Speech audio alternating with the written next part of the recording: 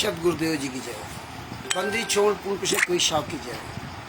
बंदी छोड़ गरीबदास जी महाराज की जय हो। स्वामी रामदेवानंद जी दादा गुरु महाराज की जय हो। पंडित चित्तानंद जी परदादा गुरु महाराज की जय हो। सर्व संतों की जय हो, सर्व भक्तों की जय हो, सभी धर्मी पुरुषों की जय हो, श्री काशी धाम की जय हो, श्री छुड़ानी धाम की जय हो, श्री प्रथा धाम की जय, श्री बरवाला धाम की जय हो। नमो सतपुरुष की नहीं सुर नर मुनि जशादवा संतोष सर्वदी नहीं सतगुरु साहिब सर्वसर्वतम प्रणाम।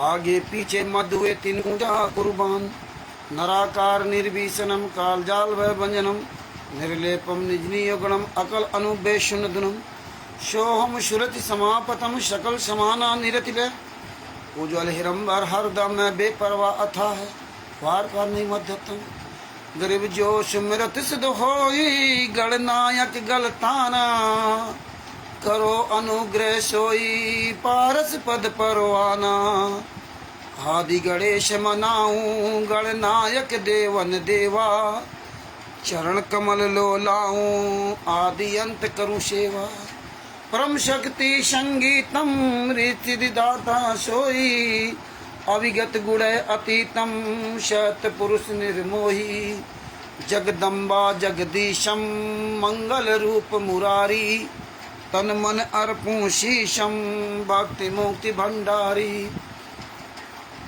सुर नर मुनि जन ध्यावे ब्रह्मा विष्णु महेशा शीस सहस मुख गावे पूजय आदि गणेशा इंद्र कुबेर शरीका वरुण धर्मराय ध्यावे सुमरत जीवन जी का मन इच्छा फल पावे 33 कोटि अधारा ध्यावे सहस 88 उतरे भव जल पारा कटिए यम की फांसी 33 कोटि अधारा ध्यावे सहस 88 उतरे भव जल पारा कटी है यम की फांसी।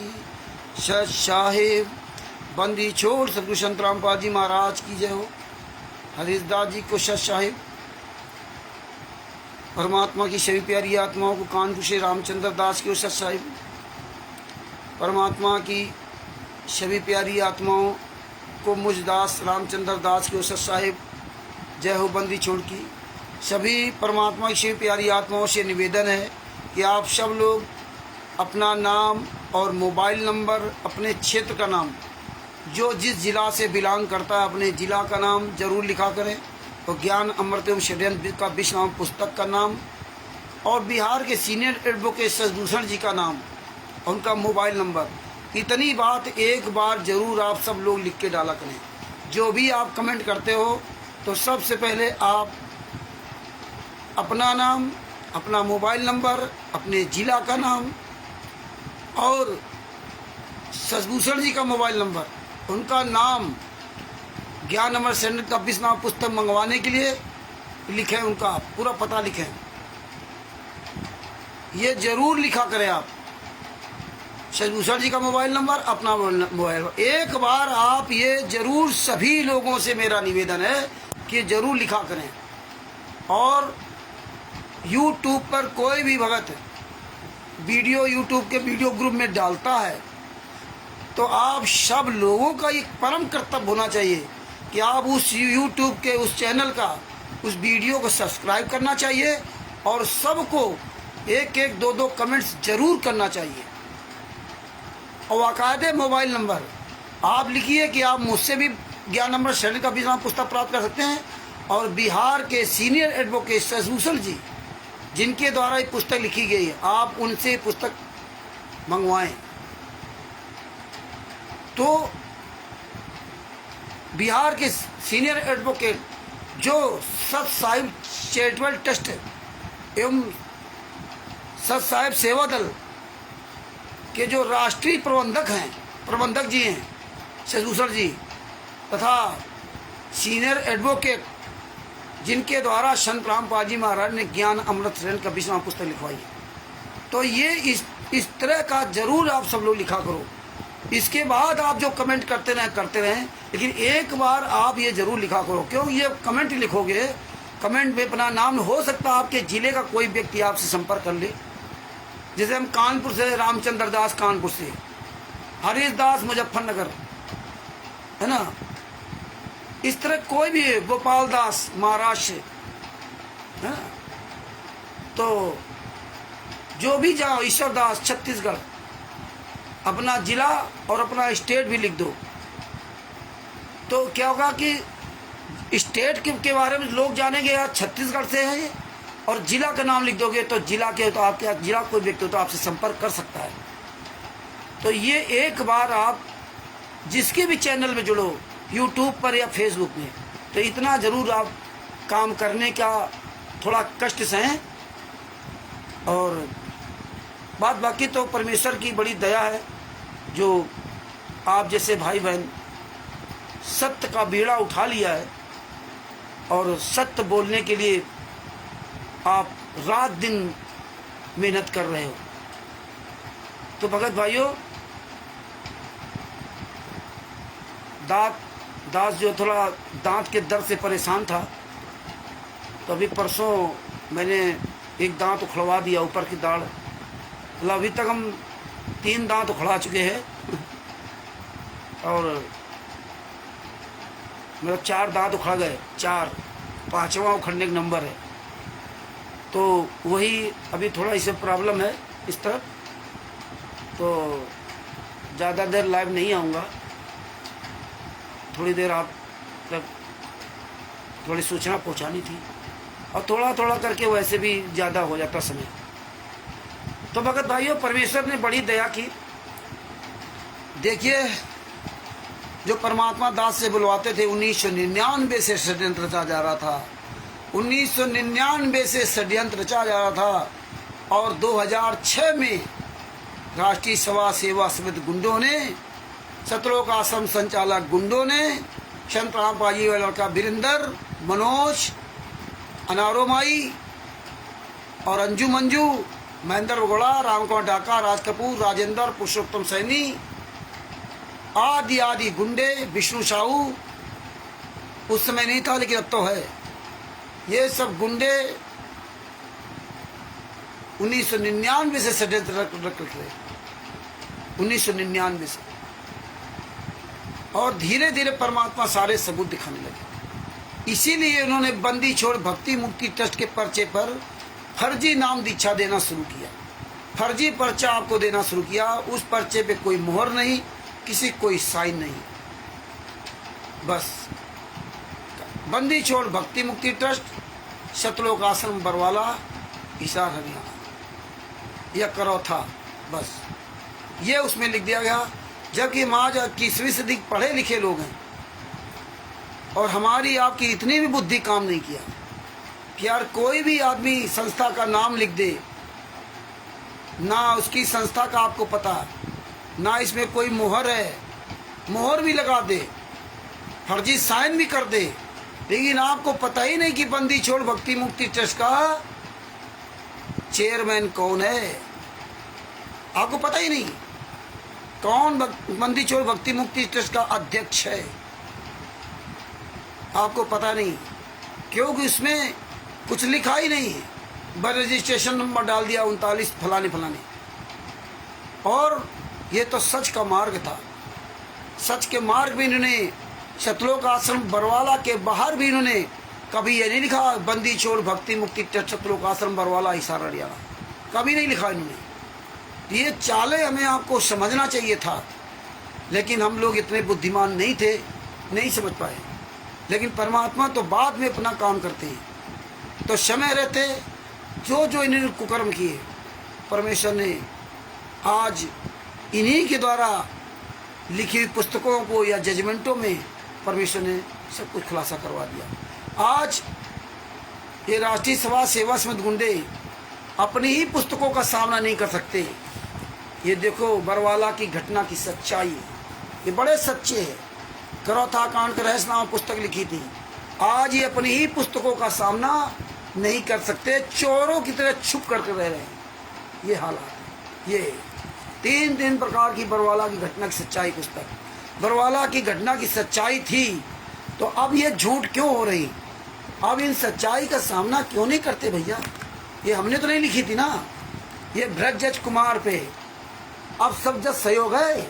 संत रामपाल जी महाराज को सजा करा दिया और गुंडे बाहर घूम रहे। भोगेगा अपना किया रे, बातें देख लीजिए, भोगेगा अपना किया रे। इनको याद नहीं कि तुम जो कर रहे हो तुम भोगोगे, दूसरे को बता रहे हैं, स्वयं गलत कर रहे हैं, स्वयं भूल गए।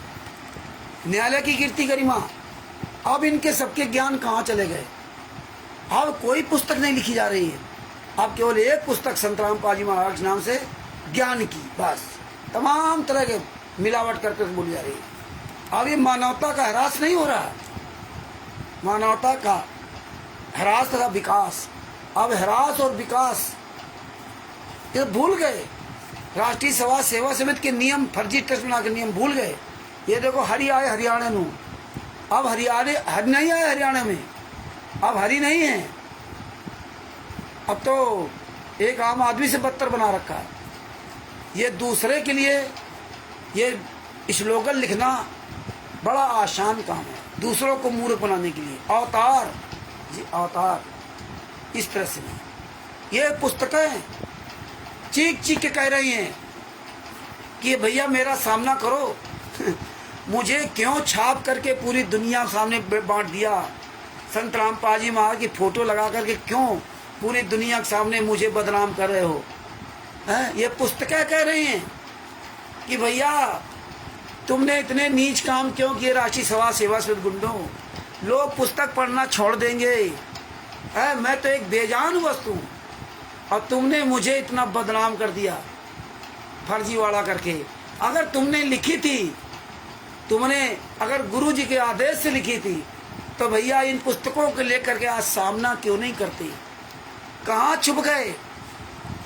यही काम अन्य धर्म गुरुओं का था, जो अन्य धर्म गुरुओं ने, अन्य धर्म गुरुओं को जो संत रामपाल जी महाराज ने जब कहा था कि आप आइए, हम सभी लोग एक मंच पर बैठ के बात करते हैं, सभी धर्म के लोगों को आमंत्रित किया था।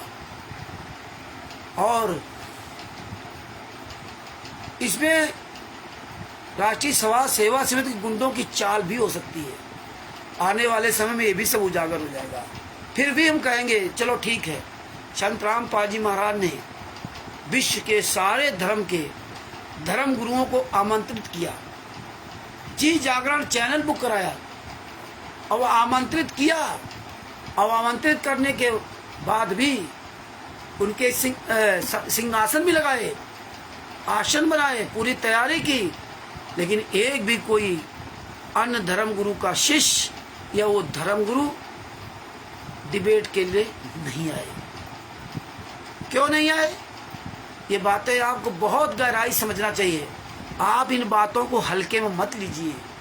आप जितना ही ये बातें अपने दिमाग में भरेंगे, ये तुम्हारे ही काम आएंगी। और ये बातें सुन करके आप भी आवाज़ उठाएं तो आपका रिवीजन होता जाएगा। जब रिवीजन होगा तो दिमाग में भर जाएगा। तो सारे धर्म गुरु जानते थे कि चारों वेद, कुरान, बाइबल, गुरु ग्रंथ साहिब, देवी पुराण, विष्णु पुराण, गुरु ग्रंथ साहिब, कुरान, बाइबल आदि आदि में संत रामपाल जी महाराज जो प्रमाण दिखा रहे हैं, ये वास्तव में उसमें लिखा हुआ है।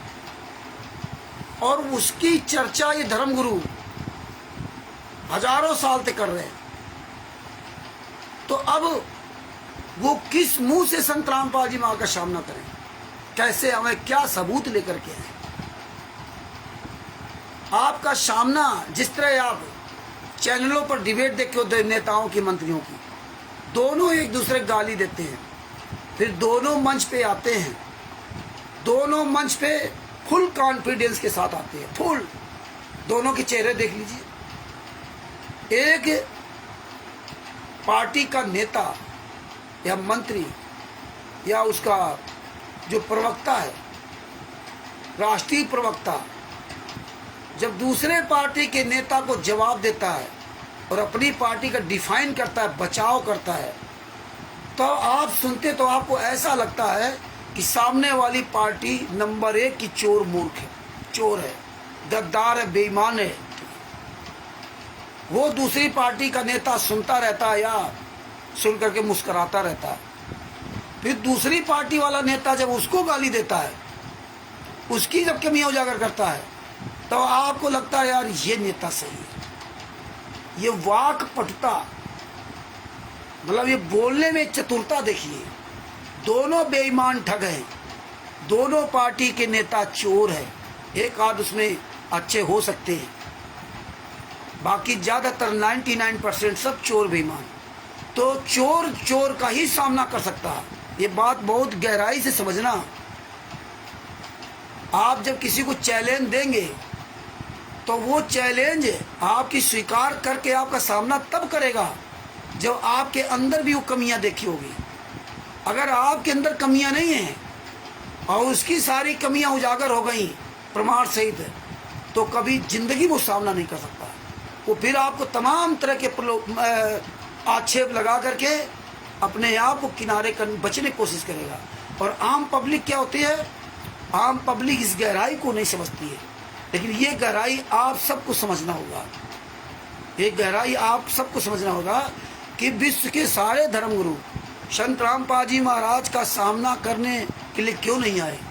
आज विश्व में जितने भी राष्ट्रीय सभा सेवा समिति गुंडे हैं, जो भी उनकी संगत है, जितने भी सतलोक आश्रम बने फर्जी पूरे भारत में या Pakistan, America, Italy, Australia, England, Dubai आदि आदमी जो फर्जी नामदान सेंटर खोल रखे हैं, नाम दीक्षा दे रहे हैं, क्वालिटर बने हैं, दान पाठ दशवांश का पैसा ले रहे हैं, जगह जगह आश्रम बना रहे, फर्जी पुस्तकें छाप रहे हैं, ये आज सामने क्यों नहीं आते। अब भोली संगत को कह देंगे वो रामचंद्र तो मूर्ख है, उसको बोलने की तमीज नहीं है। एक फर्जी ऑडियो सुना देंगे, वीडियो सुना देंगे, गुरु जी का आदेश आ गया। लेकिन यही संगत धीरे धीरे तब जागेगी जब आप इनके वीक पॉइंट बताएंगे।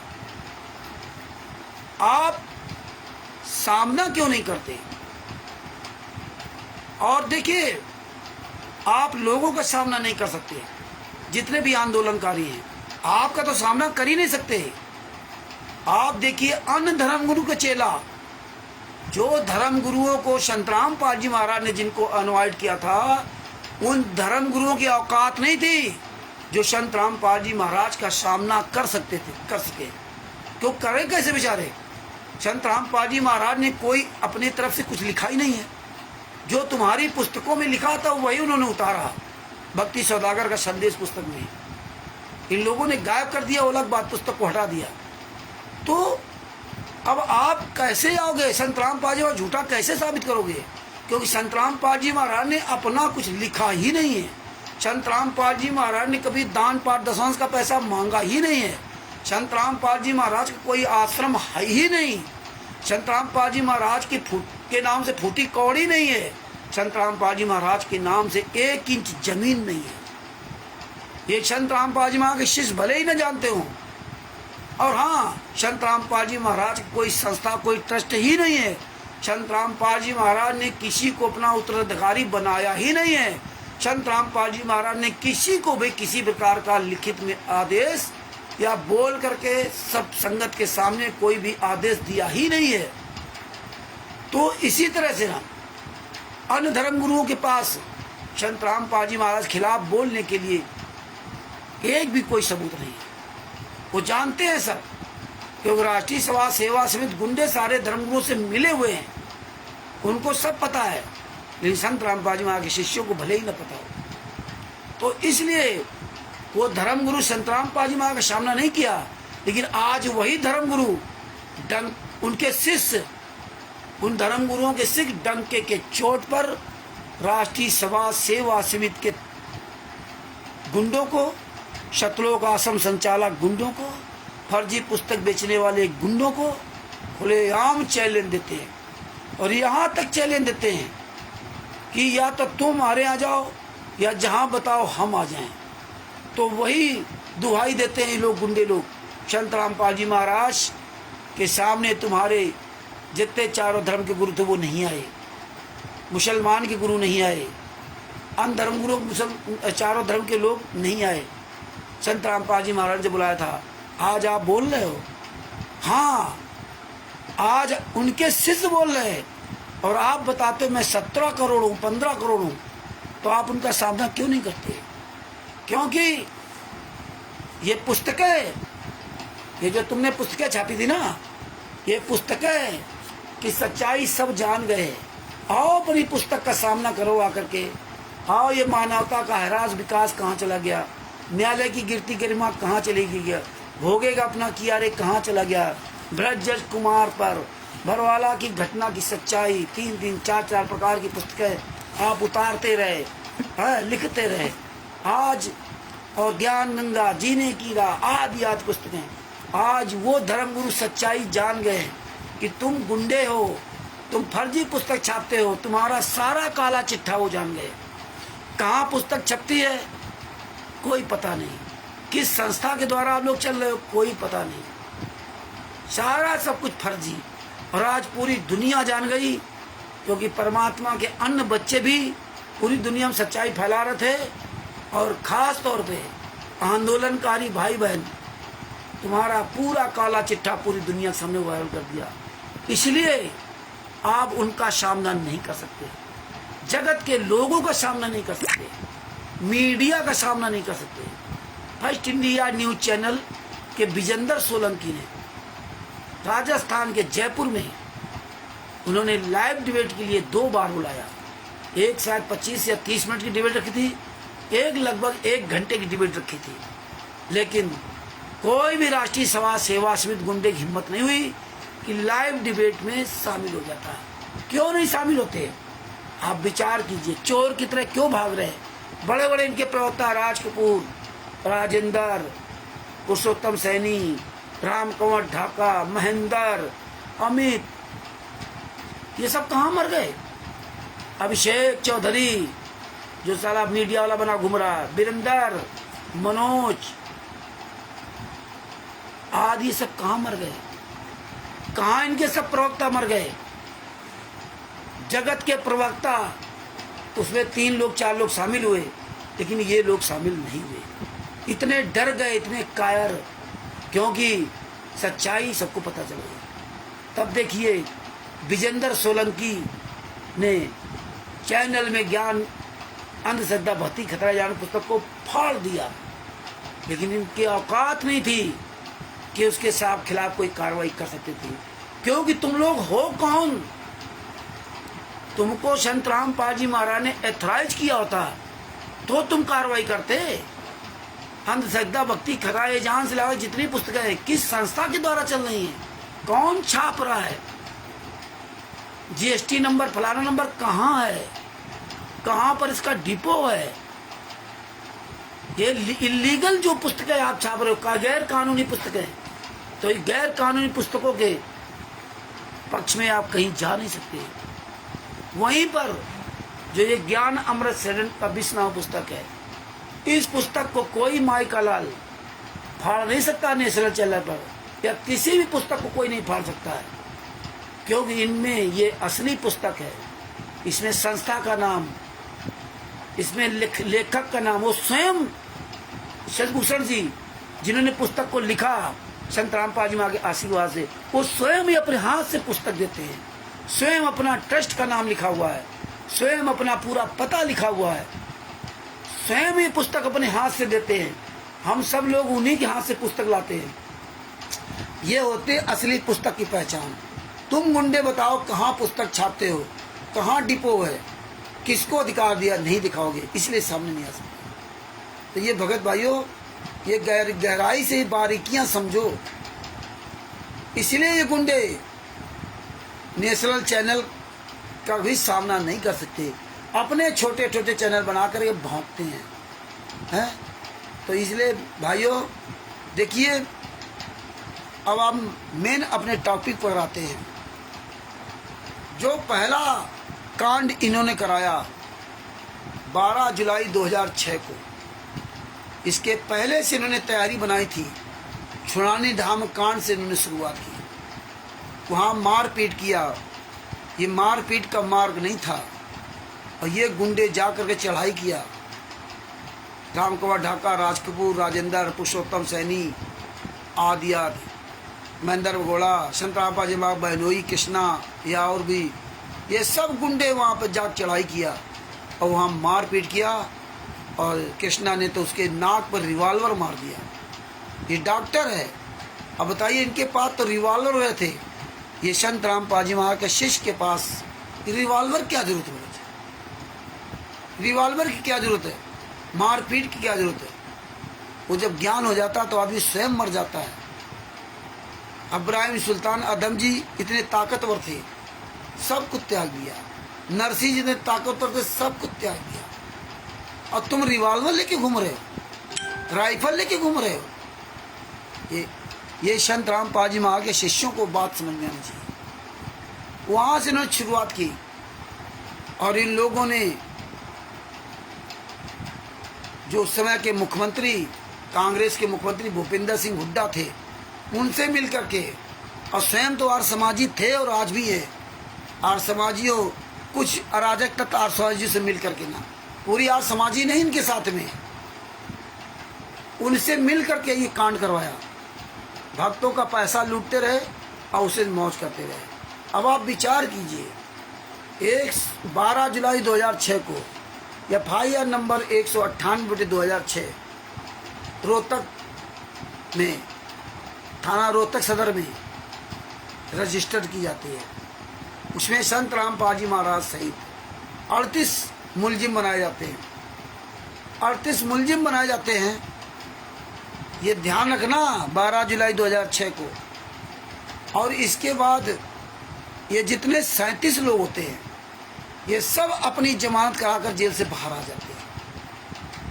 ये कहानी मत सुनना, ये कहानी अपने दिल में उतार लेना।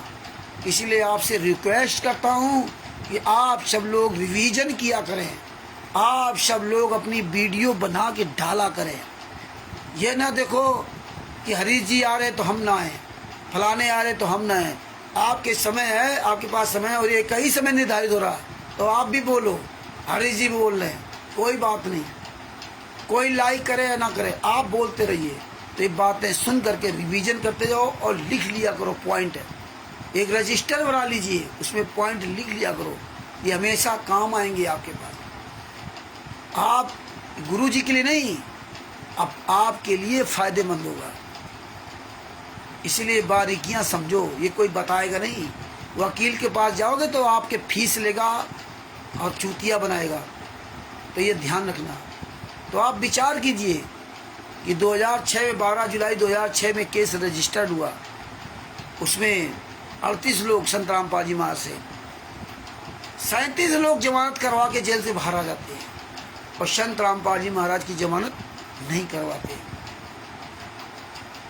और संत रामपाल जी महाराज जब 2008 में 2 अगस्त 2008 में संत रामपाल जी महाराज जेल से बाहर आ जाते हैं, और उसी समय चांदीराम, राष्ट्रीय समाज सेवा समिति का उपाध्यक्ष चांदीराम 2 गाड़ियाँ बुलेट प्रूफ गाड़ियाँ लेता है। 2 बुलेट प्रूफ गाड़ियाँ टाटा डिकोर, जो एक बुलेट प्रूफ गाड़ी बनाने के लिए 40-50 लाख रुपए लगता है। जो भी 15-20 लाख की गाड़ी हो, 50-60 लाख रुपए बुलेट प्रूफ बनाने के लिए। और उसमें कई तरह का होता है बुलेट प्रूफ बनाने में, क्या क्या हिस्सा आपको बुलेट प्रूफ कराना है, तो अब बताइए। उसके लिए पैसा था, लेकिन संत रामपाल जी महाराज की जमानत के लिए पैसा नहीं था। तो ये 37 लोग जेल से बाहर आ गए। चार्जशीट दाखिल हुई, लेकिन चार्ज फ्रेम नहीं हुए। चार्ज फ्रेम नहीं हो सके। 2011 से तारीख पड़ी है। अब बताइए, 2006 में केस लगा और 2011 से तारीख डाली पड़ी, चली कोर्ट में। 2011 से कोर्ट में कार्रवाई चालू हुई। अब बताइए, 2006, 5, 11, 5 साल तक केवल ऐसे ही फर्जी केस चलता रहा। और यहाँ 4 साल में संत रामपाल जी महाराज को सजा करवा दी उन्हें, FIR नंबर 429-430 बरवाला कांड में। ये बात ध्यान रखना, जिसमें 4 महिलाएं, 1 बच्चे की हत्या हुई। 5 महिलाएं, 1 बच्चे की हत्या, 6 लोगों की हत्या की, 120-25 लोग घायल हुए, काले कमांडो लगाए, प्रशासन को सब गोला बारूद चलाए। इतने बड़े भयंकर केस में आप सोचिए कि 4 साल के अंदर संत रामपाल जी महाराज को शास्त्र मरते दम तक आजीवन कारावास की सजा हुई। और करौथा कांड में तो इतना हुआ ही नहीं था। और तब संत रामपाल जी महाराज के देखिए, उन्होंने चार्ज फ्रेम नहीं होने दिया।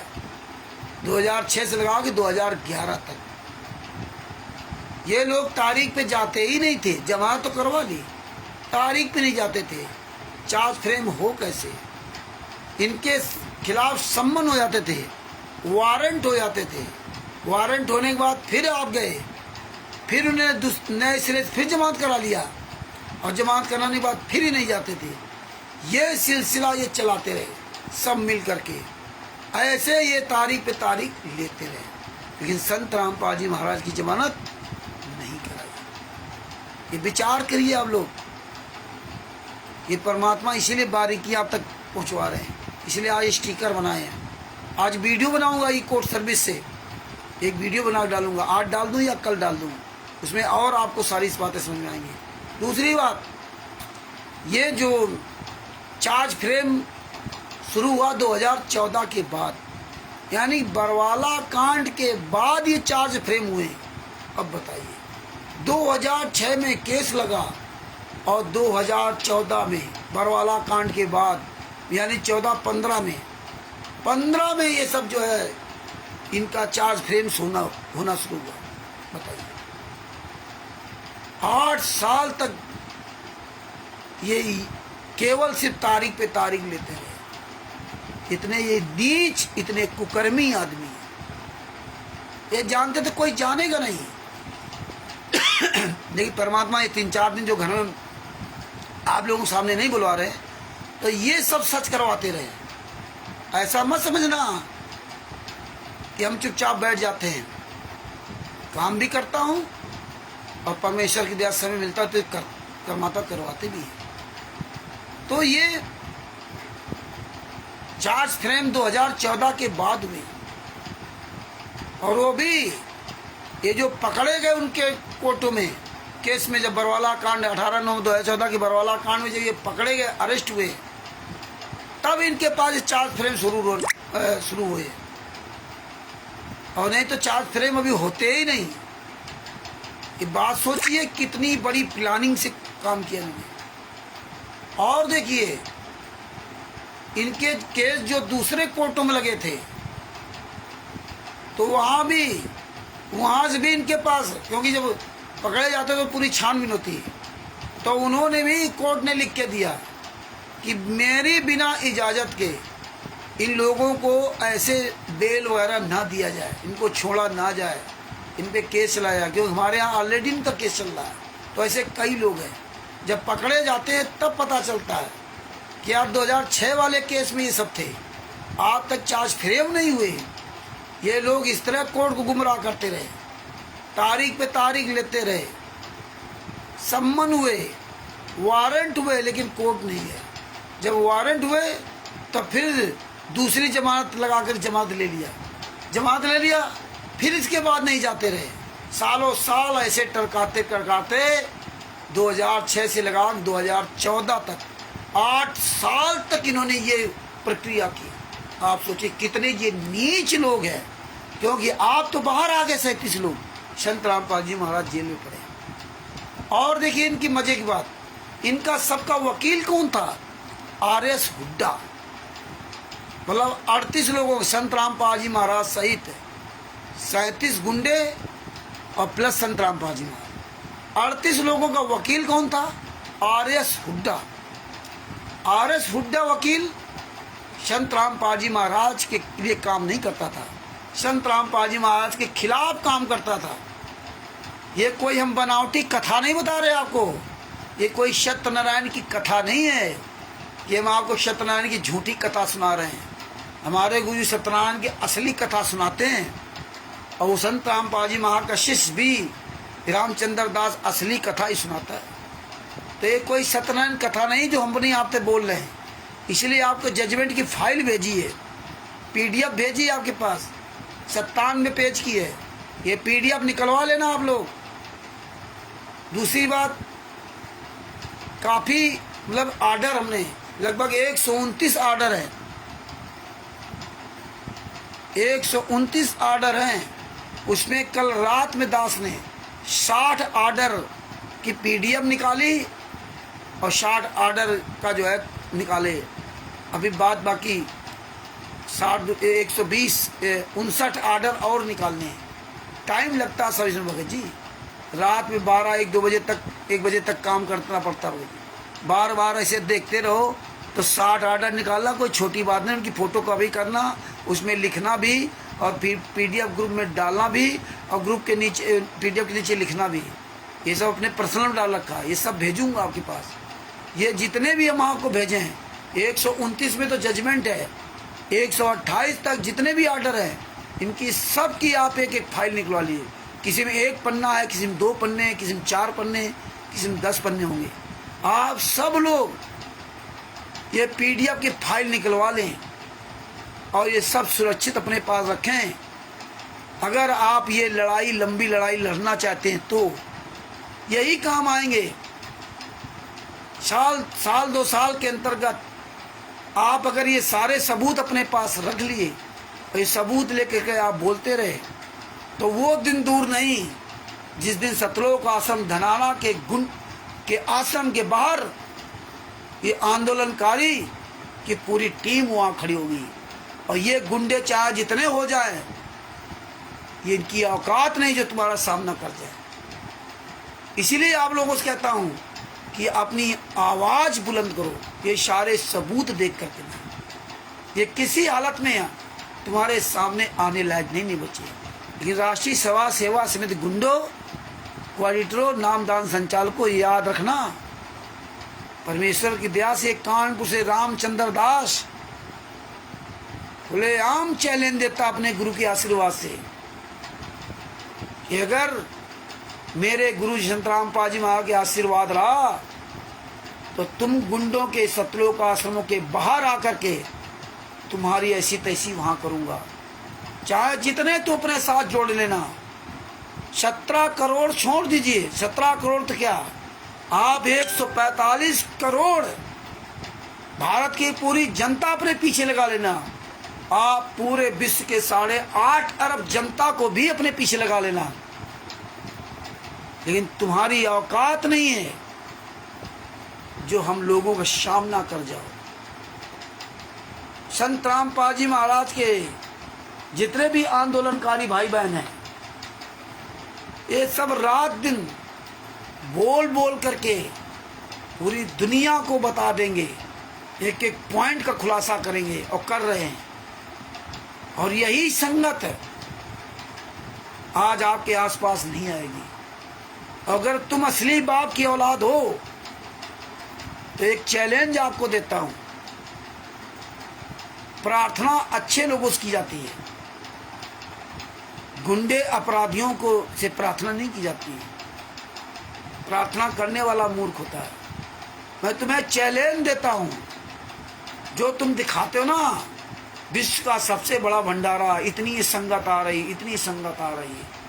जब आपके साथ इतनी संगत है तो आप एक बार मुझ रामचंद्र दास का सामना सारे भक्तों के सामने क्यों नहीं करते हो? अन्य हमारे जितने भाई बहन आंदोलनकारी हैं उनका सामना क्यों नहीं करते? ज्योति दासी की एक छोटी सी बच्ची है, छोटी सी बच्ची, 6-7 साल की बच्ची, 8 साल की होगी, आप उसका सामना करके दिखा दो। तुम जाने क्यों डर है आपको? आपके साथ तो 17 करोड़ है ना। जिस दिन सामने आओगे ना तो 17 करोड़ क्या, आप 1700 शिष्यों को साबित नहीं कर पाओगे। ये 1700 संत रामपाल जी महाराज के शिष्य हैं। 17 करोड़ तो बहुत बड़ी बात है। और अगर तुम अपनी असली बाप की औलाद हो और आप 1700 शिष्य साबित कर दो संत रामपाल जी महाराज के, बुला करके सबको सामने 1700 तुम्हारे साथ हैं, लेकिन सार्वजनिक मीटिंग कर लो।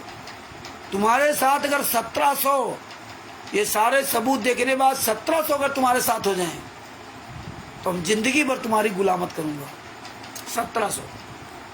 17 करोड़ तो बहुत बड़ी बात है। तुम्हारी औकात नहीं कि तुम सामना कर सको, इसलिए तुम ये नाटक कर रहे हो भंडारा का, फलाने का, ढिमका का। तुम असली मर्द के बच्चे हो। राष्ट्रीय सेवा सेवक गुंडो, सतलोक आश्रम संचालक गुंडो, क्वालिटरो, स्टेट कॉरिडोर रोड। आंदोलनकारी का एक भी बच्चे का तुम सामना नहीं कर सकते पूरे वर्ल्ड में। तुम कायर, तुम डरपोक, तुम्हारा डर सबके सामने है। बस पीला पर्चा, गुरदोही गुरदोही गुरदोही गुरदोही। तुम्हारी औकात नहीं है। धिक्कार है तुम्हारी जिंदगी को। ये सच का मार्ग था। संत रामपाल जी महाराज के गुरु स्वामी रामदेवानंद जी महाराज ने संत रामपाल जी महाराज को आशीर्वाद दिया था, बेटा मैं तेरे साथ हमेशा रहूंगा, तो चिंता मत करना। लेकिन तुमको संत रामपाल जी महाराज ने आशीर्वाद नहीं दिया है कि बेटा मैं तेरे साथ रहूंगा, तुम चिंता मत करना। इसलिए जिस पर गुरु का पंजा नहीं होता ना, वो कभी भी वो किसी का सामना नहीं कर सकता। वो काल का दूत है। तुम्हारे पास गुरु का आशीर्वाद है ही नहीं। अगर है आशीर्वाद और हमें काल का दूत समझते हो, तब आओ आमना सामना करते। तुम्हारा तो कुछ कोई बिगाड़ नहीं सकता, क्योंकि तुम्हारे पास तो गुरु का आशीर्वाद है। तुम्हारे पास सतनाम और शारनाम है। जिस सतनाम के जाप करने से काल दूत एक बार जाप करने से पता नहीं कितनी दूर जाता है, गिरता जा करके ना। तो हमारी क्या औकात है? तो आइए अपने सतनाम की ताकत दिखाओ, आइए अपने शार नाम की ताकत दिखाओ। लेकिन तुम्हारे पास सुदर्शन चक्र होने के बाद भी एक आम आदमी का सामना नहीं कर सकते, तो तुम्हारे उस सुदर्शन चक्र का क्या फायदा? सब फेल हो। तो कब तक आप ये मूर्ख बनाओगे? कब तक? तो भगत भाइयों, इनका चैलेंज करता हूं, तुम्हारी औकात नहीं कि तुम कभी किसी का सामना कर जाओ। इसलिए चोरों की तरह छुप करके रहते हो। महिलाओं को, पुरुषों, बच्चों को, बुजुर्गों को, नई लड़कियों को ढाल बनाते हो पुस्तक बेचने के लिए। और फर्जी जो ये वीडियो बनाते हो ना, तुम कहाँ हो गुंडे? तुम सामने आओ ना, तुम बताओ कि मैं सतलोक आश्रम चला रहा हूं, मैं पुस्तक बेच रहा हूं। लेकिन तुम्हारी औकात नहीं है। इसलिए परमेश्वर ने आज पूरी दुनिया के सामने तुम गुंडों को घुटने पर ला दिया, घुटने पर। विश्व का सर्वश्रेष्ठ मार्ग, सर्वश्रेष्ठ ज्ञान,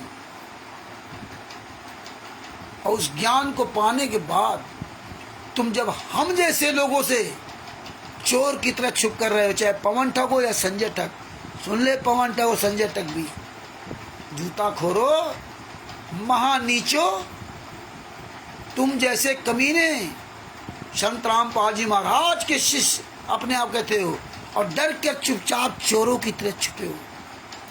धन्य वो सदना जी, एक दिन ज्ञान सुना और कोई गम नहीं, और उसी कबीर साहब ने अपना रूप बदल के दोनों हाथ ले लिए। कोई गम नहीं, कोई डर नहीं। तुम चोरों की तरह छुपे हो। धन्य शिव शमन नेकी जी ने, जो अपने लड़के की गर्दन काट दी अपने गुरु की इज्जत बचाने के लिए, क्योंकि चोरी करने गए थे और पकड़ लिया।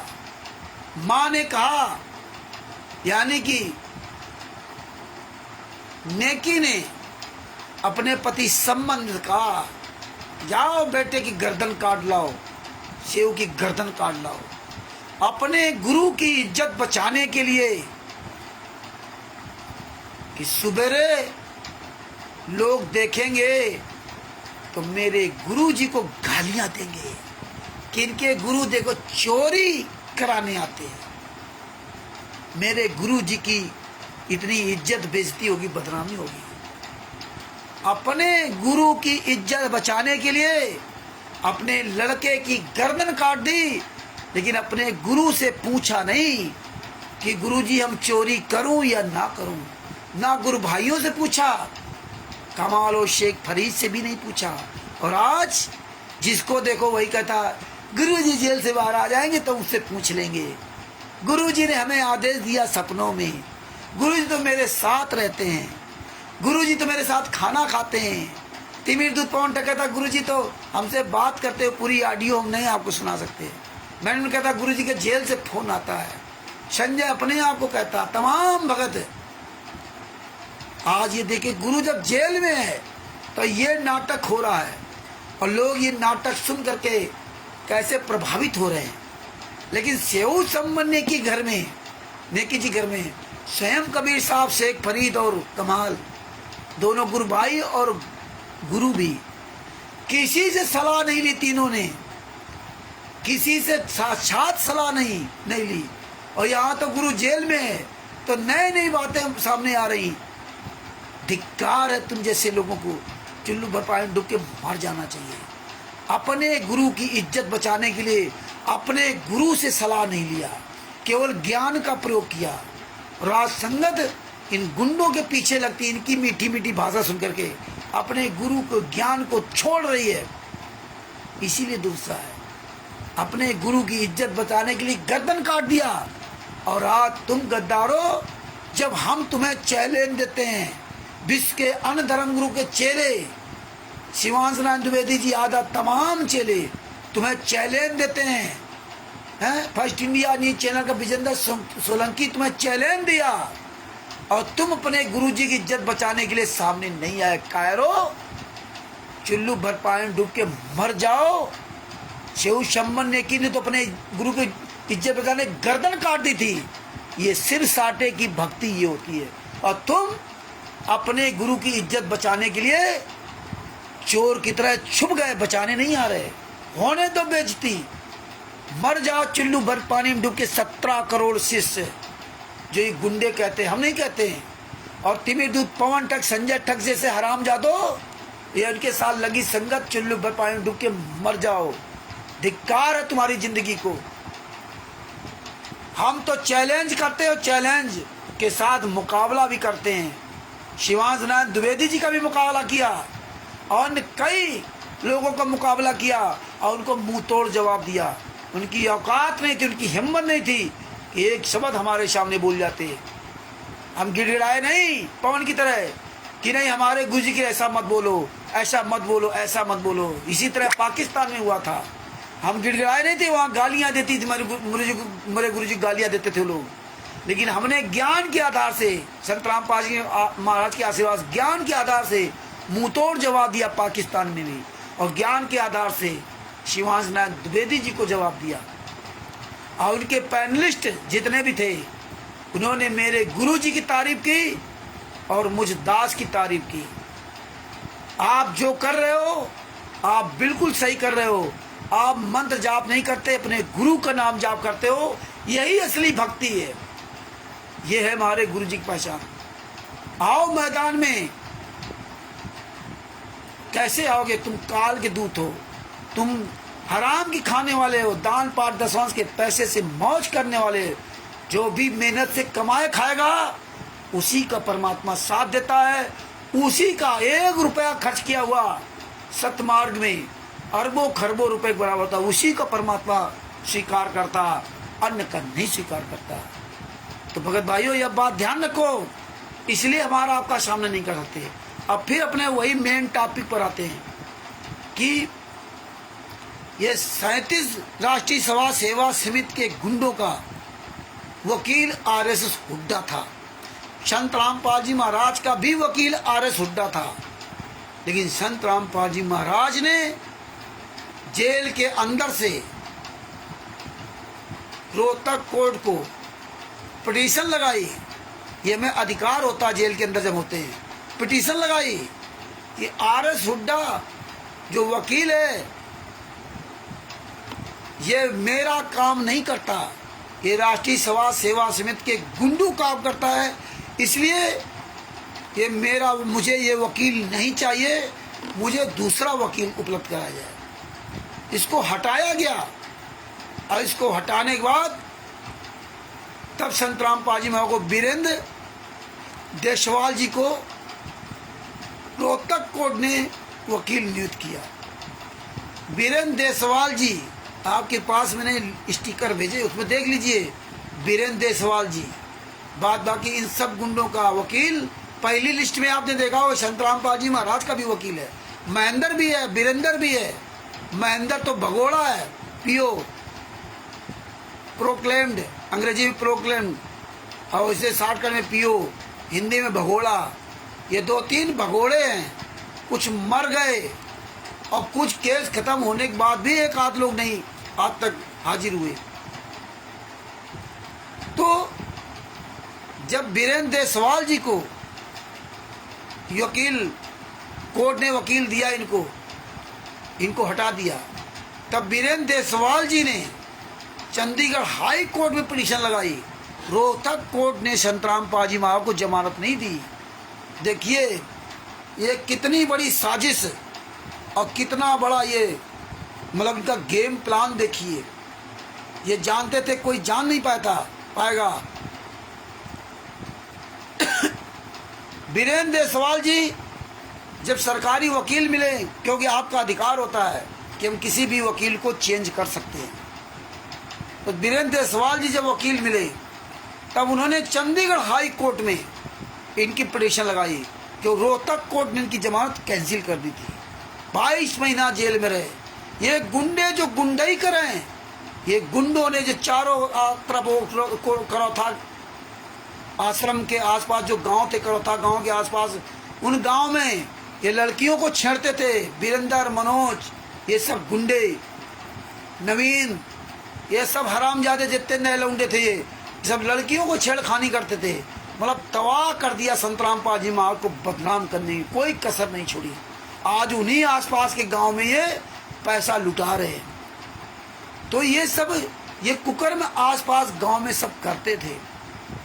और ये देखो कुकर्मी, ये हत्यारे, बलात्कारी बरवाला कांड में भी बाहर और करौथा कांड में भी बाहर। ना तो करौथा कांड में संतराम पाजी महाराज दोषी थे, ना बरवाला कांड में संतराम पाजी महाराज दोषी थे। दोनों में दोषी नहीं थे। करौथा कांड में सबके सामने जजमेंट आ गया, संतराम पाजी महाराज निर्दोष। बरवाला कांड में संतराम पाजी महाराज निर्दोष। आज वही गुंडे दोषी, जेल से बाहर। यही इनकी चाल थी। जो कांग्रेस के भूपेंद्र हुड्डा जो मुख्यमंत्री थे, जिनके साथ ये मिल करके ये कांड करा था, करौथा कांड। और ये गुंडों को उस समय रोहतक कोर्ट ने इनको छोड़ दिया। क्यों छोड़ दिया रोहतक कोर्ट ने? विचार करना पड़ेगा। जज बदलते रहते हैं, जज बदलते रहते हैं, अपने मनमाफिक जगहों को खरीद लेते हैं, जजों के घर में जाते हैं। जब किसी की सोर्स नहीं तो घर में जाते हैं, उनकी महिलाओं से मिलते हैं, महिलाओं को मिठाई लेके जाते हैं, टॉप क्लास, खुद कभी जिंदगी में नहीं खाई होगी अच्छे रेस्टोरेंट की, वहाँ पर अच्छे स्वीट हाउस के एक मिठाई का डब्बा लेके जाते हैं, काजू बादाम किशमिश का, और उसके साथ फिर पैसा लेके जाते हैं उसी में रख करके ना। और वो चुपचाप अकेले जाते हैं मिलने मैडम से इनके घरों में, और मैडम को दे आते हैं। फिर मैडम जैसा चाहती फिर वैसे जज फैसला सुनाता है। बहुत केसों में ऐसा होता है। तो देखिए निर्दोष संतराम पाजी महाराज 22 महीने तक जेल में रहे और दोषी 37 गुंडे जेल से बाहर आ गए और कोर्ट में जा भी नहीं रहे हैं, चार्ज फ्रेम भी नहीं करवा रहे हैं। देखिए 2014 के बाद ये चार्ज फ्रेम होने के लिए मजबूरन जाना पड़ा। जब 2014 के बरवाला कांड में अरेस्ट हुए, जब अरेस्ट हुए तो आप जाओगे कहाँ? तब उसमें कुछ ये चार्ज फ्रेम का सिलसिला चालू हुआ 18 नवंबर 2014 के बाद। आप बताइए इतने साल तक चार्ज फ्रेम नहीं। ये गुंडे की इतनी बड़ी राजनीति। यही हाल हमारा था। हमारे केस में भी इन्होंने 2 साल तक चार्जशीट ही नहीं दाखिल की थी। तब हम अपने जो हमारा वकील था पुराना, उसके खिलाफ एक्शन लिया और हमने कोर्ट से दूसरा वकील मांगा। तब सरकारी वकील दूसरा मुझे वकील दिया गया, हमने उस वकील को छोड़ा। यही काम संतराम पाजी महाराज ने कहा किया। जो करंट पंजाब में जो वकील किया था उसको हमने छोड़ा। जसपाल औलख हरामखोर मलोट कोर्ट का, उस कमीने को छोड़ा और उसके खिलाफ पूरे दुनिया के सामने स्टिकर वीडियो वाडियो बना के उसकी बहुत बेइज्जती की थी। और उसने हमारे स्टिकर सब लेकर के कोर्ट में दिखाया था जज को। और हरीश जी बिजनौर मुजफ्फरनगर के हरीश जी गवाह हैं इस बात के। ये हमारे साथ कोर्ट के अंदर जाते थे, हमने रिकॉर्डिंग भी वहाँ की। इनको पता है, हमारे स्टिकर तक वहाँ दिए। तब जज ने कहा था रामचंद्र जी आज के बाद कुछ मत करना, जो भी प्रॉब्लम हो मुझे बताना। तब मेरी जमानत कैंसिल करवा दी उस वकील ने, मुझे जेल भिजवाने के लिए पूरी ताकत लगा दी। और हम यहाँ से गए थे तो हरीश जी से कह दिया था, हरीश जी मैं तो जेल चला जाऊँगा, ना मेरी जमानत कराना और ना तुम रोना धोना। और घर में भी यहाँ कह गया तो कोई आना नहीं। हाँ, कोई हमारे घर का आज तक पंजाब नहीं गया मेरी जमानत के लिए या किसी काम के लिए। और हरीश जी को मना कर दिया था कि मैं जेल चला जाऊँगा, मेरा बैग लेके अपने घर चले आना, ना मेरी जमात के बारे में सोचना, ना तुम रोना गोना। पूछ लेना हरीश जी से, मुजफ्फरनगर के हरीश जी, कभी फोन करके पूछ लेना। और परमेश्वर सतगुरु जो चाहे सो करई, 14 कोटि धूत जम रही। सतगुरु, सतगुरु का जिस पर पंजा होगा उसका कोई बाल बाका नहीं कर सकता। जज ने मुझे सरकारी वकील भी दिया। जज ने 3 बार कहा जमानत कराओ, ने सर मेरे पास पैसा नहीं, मैं ई रिक्शा चलाता हूँ। जबकि गंगानगर के भगत जी हैं, कारपेंटर हैं, उनकी बात मैं कहूँगा। उन्होंने मुझे फ़ोन करके कहा था, रामचंद्र जी जमानत में जितना पैसा लगेगा हम लगाएंगे, 20,000, 25,000, 30,000 जो भी लगेगा हम पैसा लगाएंगे और कभी ज़िंदगी में पैसा नहीं लेंगे। ये बात मैं उनकी हमेशा कहता हूँ। उन्होंने कहा और कई भक्तों ने कहा। मैंने उनका मान रखते हुए कहा, भगत जी चिंता न करो, जरूरत होगी जरूर आपसे कहूँगा। जो आदमी इतने अंतरात्मा से कहे तो उसको मतलब वैसे शब्दों को नहीं बोलना चाहिए। हमने बिल्कुल भगत जी कहूँगा, आपसे नहीं कहूँगा तो कहूँगा किससे। लेकिन मेरे बंदी छोड़ दे, उनके पैसों को नहीं खर्च होने दिया। ये होती दया। कोर्ट में हमने कहा कि नहीं मेरे पास पैसा नहीं है, मैं जमानत नहीं कराऊंगा क्योंकि मैं वकील को देने के लिए मेरे पास फीस नहीं है। वास्तव में मेरे पास पैसा नहीं था, मैं दूसरे का पैसा लेकर के पवन ठग की तरह फंसा देता। उनकी मेहनत कमाई हम लेकर के अपनी जमानत करा लेते हैं। ये हमें गवारा नहीं था। लेकिन मेरे बंदी छोड़ने बिना पैसे की जमानत कराई। बोलो बंदी छोड़ सतगुरु संत रामपाल जी महाराज की जय। बिना पैसे, मात्र 500 रुपये लगे थे। हरीश जी के मोटरसाइकिल के कागज लगे और 1 दिन के लिए भी 1 घंटे के लिए जेल नहीं जाने दिया। पूरी ताकत लगा रखी थी करण ठग ने और उनके वकील जसपाल औलख ने। ये होती है कि गुरु की कृपा। तो भगत भाइयों, मेरे वकील जो सरकारी वकील था वो भी नहीं कुछ कर रहा था, तो हम डायरेक्ट जज साहब से बात किया था, डायरेक्ट जज साहब से। तब जज साहब ने एक्शन लिया, तब ये कार्रवाई स्पीड पकड़ी।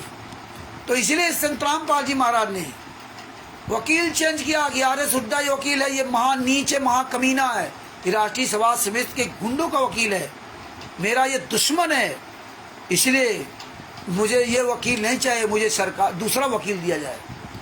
तब बीरेंद्र देसवाल जी को वकील नियुक्त किया गया संत रामपाल जी महाराज का। आपके पास स्टिकर भेजा, उसमें लिखा होगा बीरेंद्र देसवाल जी, लेकिन पूरे नंबर में लिखा होगा संत रामपाल जी महाराज का। नीचे जाना, उसमें लिखा होगा संत रामपाल जी महाराज को वकील भी आर.एस. हुड्डा। और ये सब गुंडों का आर.एस. हुड्डा वकील था, सब गुंडों का। आर.एस. राय जी इनके वकील थे संत रामपाल जी महाराज के, पहले आर.एस. राय। आर.एस. राय बहुत अच्छे वकील थे, वो बेचारे कैंसर से मर गए, कैंसर से पीड़ित थे तो मर गए।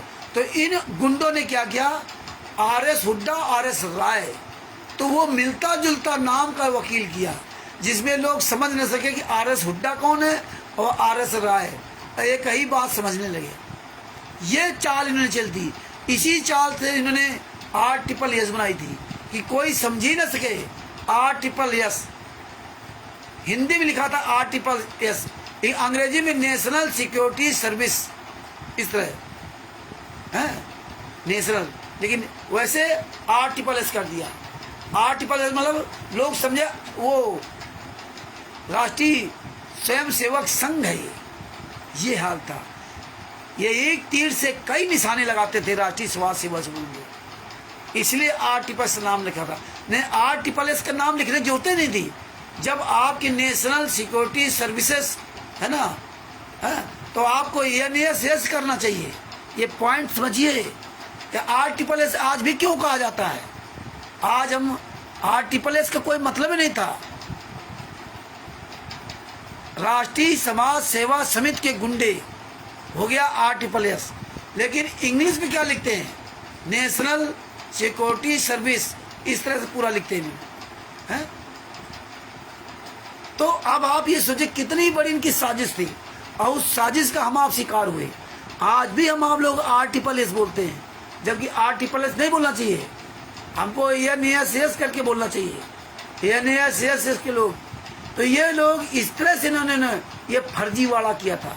ये बातें, ये पॉइंट सुनने में तो बड़ा आसान लगता होगा, लेकिन ये पॉइंट समय के अनुसार परमात्मा ने मुझ दास से निकलवाए। मुझे भी पहले नहीं पता था।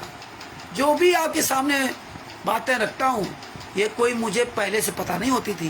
ये परमात्मा समय के अनुसार ये चीज़ें खुलवाते जा रहे हैं। तो ध्यान रखना, ये RSSS नहीं है हाँ, ये नेशनल सिक्योरिटी सर्विसेज, इस तरह पूरा इनका वो दिया हुआ है। तो ये इतने बड़े गुंडे, इतने बड़े झूठे ये लोग हैं। ये कोर्ट में भी यही कहा कि राष्ट्रीय समाज सेवा समिति मेरी नहीं है। अब आप समझिए, राष्ट्रीय समाज सेवा समिति है ही नहीं, ये तो RSSS है ही नहीं। अंग्रेजी में जब आपने नाम बनाया तो हिंदी में आप इसको क्यों बोल रहे हैं, फिर RSSS नाम क्यों दे रहे हैं। इस तरह से इन्होंने भय व्याप्त किया संगत में शुरुआत में। तो ये पॉइंट आप ये सब समझो, समय के अनुसार परमेश्वर निकलवा रहे हैं। तो RS हुड्डा और RS राय, तो ये वीरेंद्र देसवाल जी ने जब चंडीगढ़ हाई कोर्ट में जब संतराम पाजी मां के पक्ष में पिटीशन लगाई जमानत के लिए, तब चंडीगढ़ हाई कोर्ट ने रोहतक कोर्ट को आदेश दिया संतराम पाजी महाराज की जमानत करने के लिए। चंडीगढ़ हाई कोर्ट ने संतराम पाजी महाराज की जमानत दिलवाई थी, न रोहतक कोर्ट ने जमानत कैंसिल कर दी थी। तो ध्यान रखना कि चंडीगढ़ हाई कोर्ट ने संतराम पाजी महाराज को जमानत दिलवाई थी, और चंडीगढ़ हाई कोर्ट ने ही संतराम पाजी महाराज की हाजिरी माफी की थी। और जब हाजिरी माफी हो गई तो इन गुंडों के और खून खौल गया। यार, हम यहाँ रोहतक कोर्ट में तो संतराम पाजी महाराज को जेल से बाहर आने नहीं दिया। 2 अप्रैल 2008 को आदेश दिया था। हमने तो संतराम पाजी महाराज की जमानत होने नहीं दिया, और चंडीगढ़ हाई कोर्ट ने ही क्या कर दिया, जमानत भी दे दी पर्सनल बॉन्ड पे, और जमानत देने के बाद उनकी हाजिरी माफी भी कर दी कि आपको कभी भी किसी कोर्ट में हाजिरी पे नहीं आना है। ये राष्ट्रीय समाज सेवा समिति के गुंडों को हजम नहीं हुआ। और जैसे ही संतराम पाजी महाराज जेल से बाहर आए, वैसे इन गुंडों ने संतराम पाजी महाराज को हाईजैक कर लिया। सबसे पहले उन्होंने जून 2008 में बुलेट प्रूफ टाटा सफारी गाड़ी खरीदी, टाटा डिकोर बुलेट प्रूफ 2 गाड़ियाँ। मतलब इनको इतना डर भय हो गया, बुलेट प्रूफ गाड़ियों में चलने लगे, इतने नीच कमीने थे। और चांदी राम के नाम से जब मैंने उसको फ़ोन किया, उसकी गाड़ी नंबर सब देखा, HR20Q, HR20 और Q कुछ नंबर ऐसा है उसका, वो गाड़ी नंबर। तब कहता बच्चों ने गाड़ी बना ली, बच्चों ने गाड़ी बना ली। बाप दादे कभी 50 लाख 60 लाख रुपए देखा था क्या? ऐसे साला कमीना बोला जैसे कोई एक खिलौना लेकर के आ गया हो। तुम हरामजादो कभी जिंदगी में 50-60 लाख रुपए देखे थे क्या? 2 कौड़ी के आदमी, बच्चों ने गाड़ी बना ली तो क्या हुआ? संतराम पाजी महाराज के जमानत के लिए पैसे नहीं थे। ये उससे बात किया, कितने नीच लोग हैं बताइए। और बोला मैंने किस्तों पर गाड़ी ली है। लेकिन हमने तो पूरी डिटेल इसकी निकाल ली थी। नगद कैश गाड़ी खरीदी गई थी, नगद कैश, चांदीराम के नाम से। अब जो बस ऐसे खरीद रहे हैं, जो अभी बस दिखा रहे थे ना लोग, बरवाला धनाना में जो बसें दिखा रहे हैं ना, नई बसें, उसका नंबर एक दिन सर्च किया, सर्च करने के बाद आरटीओ ऐप्स में डाल के देखा तो ये सब मुनिंदर धर्मा ट्रस्ट के नाम से बस ले रखी है, मुनिंदर धर्मा ट्रस्ट के नाम से। ये हम एक्सपेरिमेंट करते रहते हैं। आप लोग के पास टाइम नहीं है तो आप लोग ये नहीं करते हो, आप देखते रहते हो वीडियो आ रहा, बस आ रही है, दिखाई जा रही बस है, लेकिन आपका ध्यान वहाँ नहीं जाता है कि यार बस आ रही, इसका नंबर क्या है, इसका नंबर क्या। आरटीओ ऐप्स में डाल के देखें। परमात्मा ने इसीलिए आरटीओ ऐप्स और ई कोर्ट सर्विस, ये सब हमें परमात्मा ने इसलिए जेल जाने के पहले हमें ये कानून नियम दे गए थे, आरटीआई ये सब दे गए थे, और नहीं तो हम आप लोग आज कुछ जानते ही नहीं। ये अपने गुरु की आपके ऊपर आशीर्वाद है। तो देखिए, चंडीगढ़ हाई कोर्ट ने संत रामपाल जी महाराज की जमानत भी पर्सनल बॉन्ड पे, और ये शर्त रखी। कहने का मतलब है, देखिए आज तक ना तो तुम्हारा घरवाला कोई जमात कराने आया, ना महेंद्र बगोड़ा, ना राम कुमार डाका, ना राज कपूर, राजेंद्र, और ना ये हरामजादी, मुझे बहुत गलत शब्दों में कहना पड़ता है, अनारो माई। हमारे गुरुजी को पत्नी कुछ नहीं है, सब मर गए। अनारो माई, अंजू मंजू और वीरेंद्र मनोज आदि गुंडे या जितने भी संत रामपाल जी महाराज शिष्य हैं, कोई साला कमीना गुरुजी की जमानत नहीं कराई। चंडीगढ़ हाई कोर्ट ने ये संत रामपाल जी महाराज को बताया कि देख लो, तुम्हारा इस दुनिया में कोई नहीं है, ना तो तुम्हारे कोई शिष्य, ना तो तुम्हारा कोई कुछ भी, इसलिए मैं तुमको आपके पर्सनल बॉन्ड में जमानत देता हूँ। और उस दिन उनका वकील भी देसवाल जी नहीं थे, वीरेंद्र देसवाल जी नहीं थे, क्योंकि चंडीगढ़ हाई कोर्ट ने आदेश दिया था। इसलिए जब चंडीगढ़ हाई कोर्ट का आदेश हो गया तो वकील हो अथवा ना हो, वकील तो केवल अपनी पिटीशन लगाई संत रामपाल जी महाराज जमानत के लिए। उन्होंने अपना ईमानदारी से काम किया वीरेंद्र देसवाल जी ने। धन्य हो वीरेंद्र देसवाल जी एडवोकेट, जो ये गुंडे उनको खरीद नहीं पाए, और नहीं तो ये गुंडे उनको भी खरीद लेते। हर वकील बिकाऊ नहीं है, हर जज बिकाऊ नहीं है। अरे अभी इस देश में सच्चे लोग हैं, सच्चे लोगों की वजह से ये दुनिया टिकी है। चंद लोग हैं, मात्र 10-15% लोग हैं जो नीच हरामखोर हैं, लेकिन उनका बोलवाला इसलिए है कि उनके साथ अच्छे लोग लगे हुए हैं अनजान में, इसलिए वो ज़्यादा दिखाई देते हैं। बात बाकी अभी 10-15% से ज़्यादा नहीं हो सकते। 10-15% भी हो जाएंगे तो जीना हराम कर देंगे। ये धरती इसलिए टिकी हुई है कि अभी भी सच्चाई कम से कम 85-90% सच्चे लोग हैं इस दुनिया में।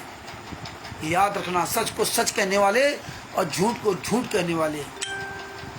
तो ये कोर्ट ने, चंडीगढ़ हाई कोर्ट ने संत रामपाल जी महाराज को ये समझाने की कोशिश की थी कि देख लो, हम तुमको दे रहे हैं जमानत पर्सनल बॉन्ड में, मतलब कोई किसी गारंटी नहीं ले रहे हैं। तुम्हारे रोहतक कोर्ट ने तुम्हें जमानत नहीं दी, किसी गुंडे ने जमानत नहीं, तुम्हारे किसी घर परिवार वाले, तुम्हारी पत्नी तक तुम्हारी नहीं हुई, तुम्हारी बेटी तुम्हारी नहीं हुई। आज जो बरवाला कांड में देखो, पत्नी और बेटी कैसे आरती उतार रही। तिमिर दूत पवन ठग जैसे कमीने, संजय और नकली नाना जैसे कैसे में 5 बाती, फलाने बाती, ढिमका बाती लगाकर लोग कैसे गुमराह कर रहे हैं। और धिक्कार है इन जैसे कमीनों को जो इन गुंडों के चक्कर में आकर अपना जीवन बर्बाद कर रहे हैं। तो भगत भाइयों, चंडीगढ़ हाई कोर्ट ने पर्सनल बॉन्ड पे जमानत दी और फुल छूट दे दी कि आपको किसी तारीख पे नहीं आना। इन गुंडों को हजम नहीं हुआ, यार मैं तो जमानत करा के आया हूँ, मुझे तो तारीख पे जाना पड़ता है। और संत रामपाल जी महाराज को तो हमने फंसाने का काम किया था, लेकिन ये तो उल्टा काम हो गया है। तो इनको रास नहीं आया, तो इन गुंडों ने चौथा कांड 2012 में, 2013 में इन्होंने आग मूद दी। जबकि संत रामपाल जी महाराज ने कहा था कि हमें वो आश्रम नहीं चाहिए। अरे जब इब्राहिम सुल्तान अदम जी ने पूरा राज त्याग दिया, नरसिंह जी को जब ज्ञान हुआ तो 56 करोड़ उस जमाने में सोने की गिन्नियां वो लुटा दी। 56 करोड़ गिन्नियां, आज तो 56 अरब खरब होंगे। वो 56 करोड़ सोने की गिन्नियों से आज हो सकता है उस पैसे से एक पूरा जिला खरीद लिया जाए, पूरा जिला। इतने आज उनकी कीमत होगी, ये समझ लीजिए। पूरे जिले की जमीन खरीद ले आदमी, और वो त्याग दिया। तो ये सतलोक का आश्रम करो था किस चीज की था, किस बात का था? क्योंकि संतराम पाजी महाराज क्या लेना ना आश्रम से। संतराम पाजी महाराज ने इन गुंडों से मना किया कि भैया जहां इस तरह घटना हुई हो, खून खराबा हुआ हो, मुझे वो जगह नहीं चाहिए, मुझे वो जगह नहीं चाहिए। लेकिन इन गुंडों को तो अपना काम करना था, लेकिन ये गुंडे नहीं माने। आग उगलते रहे, तुम तो भक्ति करने आए थे, तुम तो नरसिंह जी बनने आए थे, ज्ञान सुनाते हो नरसिंह जी का, तुम्हें तो मीरा जी तुम बनने आए थे। और नानक जी ने तो दूसरे के दुकान का सामान लुटा दिया था। तेरा तेरा तेरा, अपना भी सामान नहीं था। लेकिन जब हिसाब किताब हुआ तो 20 रुपए उसमें बढ़े हुए। उस मालिक ने 20 रुपए नानक जी को देने लगा। नानक जी ने कहा तू ही रख ले, मुझे नहीं चाहिए। तो भगत भाइयों समझो, ये आश्रम के लिए मर गए, लट गए, लड़ गए ये हरामजादों ने, इन कमीनों ने। अरे तुम भक्ति करने आए थे, तुम्हें तो सुदर्शन सुपच बनना था, तुम्हें तो योगी बनना था। और जब तक योगी नहीं बनोगे, आप सब लोग कान खोल के सुन लो, जो मेरे गुरुजी संतराम पाजी महाराज ने बताया कि जब तक आप सुदर्शन सुपच नहीं बनोगे, तब तक आप इस संसार से कभी पार हो ही नहीं सकते। जब तक आप कबीर साहब की तरह नहीं बनोगे कि अपनी खून पसीने की कमाई से खुद खर्च करो, अपने मुंह बोले माता पिता, अपने बच्चों का पालन करो मेहनत की कमाई से। कबीर साहब से ज्यादा मेहनत आप नहीं कर सकते, उनके जैसा आप त्याग नहीं कर सकते जो असंख्य ब्रह्मांडों के मालिक 120 साल तक यहाँ करके दिखाए। एक झोपड़ी में रहे, भूखे प्यासे रहे और अपनी मेहनत की कमाई से खाते रहे। तुम आज लोग पवन ठग, संजय ठग, गद्दारों, राष्ट्रीय सेवा समिति गुंडों, भगतों के पैसे से मौज करते हो और आरती उतार करके बड़े अपने आप को भगत दिखाते हो, वो भी वीडियो डालते हो। ये दिखावे की भक्ति है, हैं? ये विचार कीजिए। जब तक योगी नहीं बनोगे ना, इस संसार से पार हो ही नहीं सकते। तुम 5 बाती कोई जला रहा है, कोई 11 बाती जला रहा है, वीडियो बना के डाल रहा है, भोग लगा रहा फोटो के सामने। धिक्कार है तुम्हारी जिंदगी को। नरसिंह जी ने सब कुछ त्याग दिया था, तो वो कौन सी बाती जलाते थे, कौन सी आरती उतारते थे? ये तुम्हारे ज्ञान नहीं है क्या?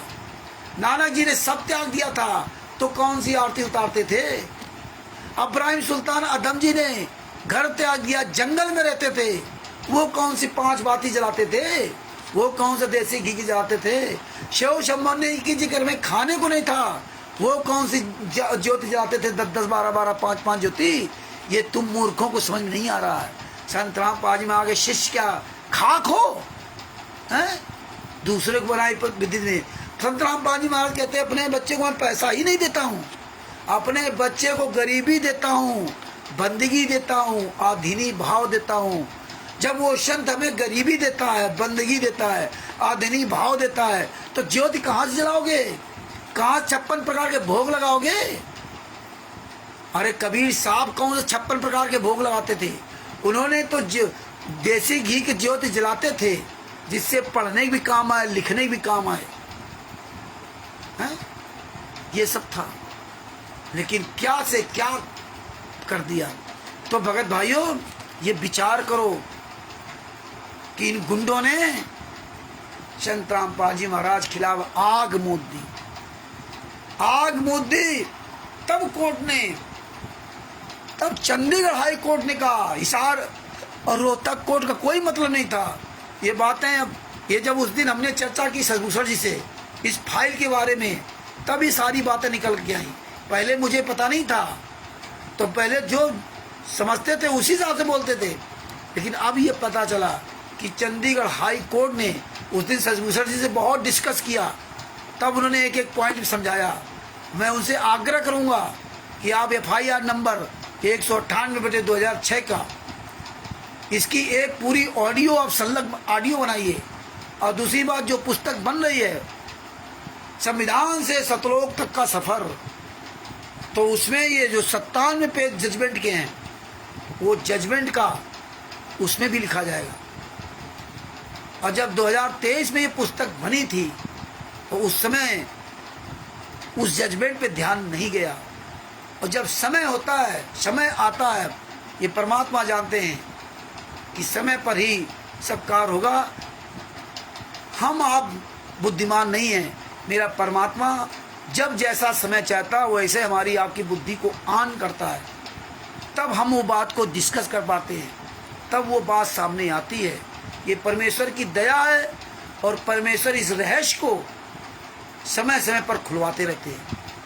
तो भगत भाइयों, तो आप ये देखिए कि इन गुंडों ने आग मूद दी और तब चंडीगढ़ हाई कोर्ट ने कहा था कि भाई अब आपकी मैं जो आपको तारीख पे आने की छूट दे रखी थी, हाजिरी माफ़ी कर रखी थी, तो अब मैं आपकी हाजिरी को कैंसिल करता हूँ, हाजिरी माफ़ी को कैंसिल करता हूँ।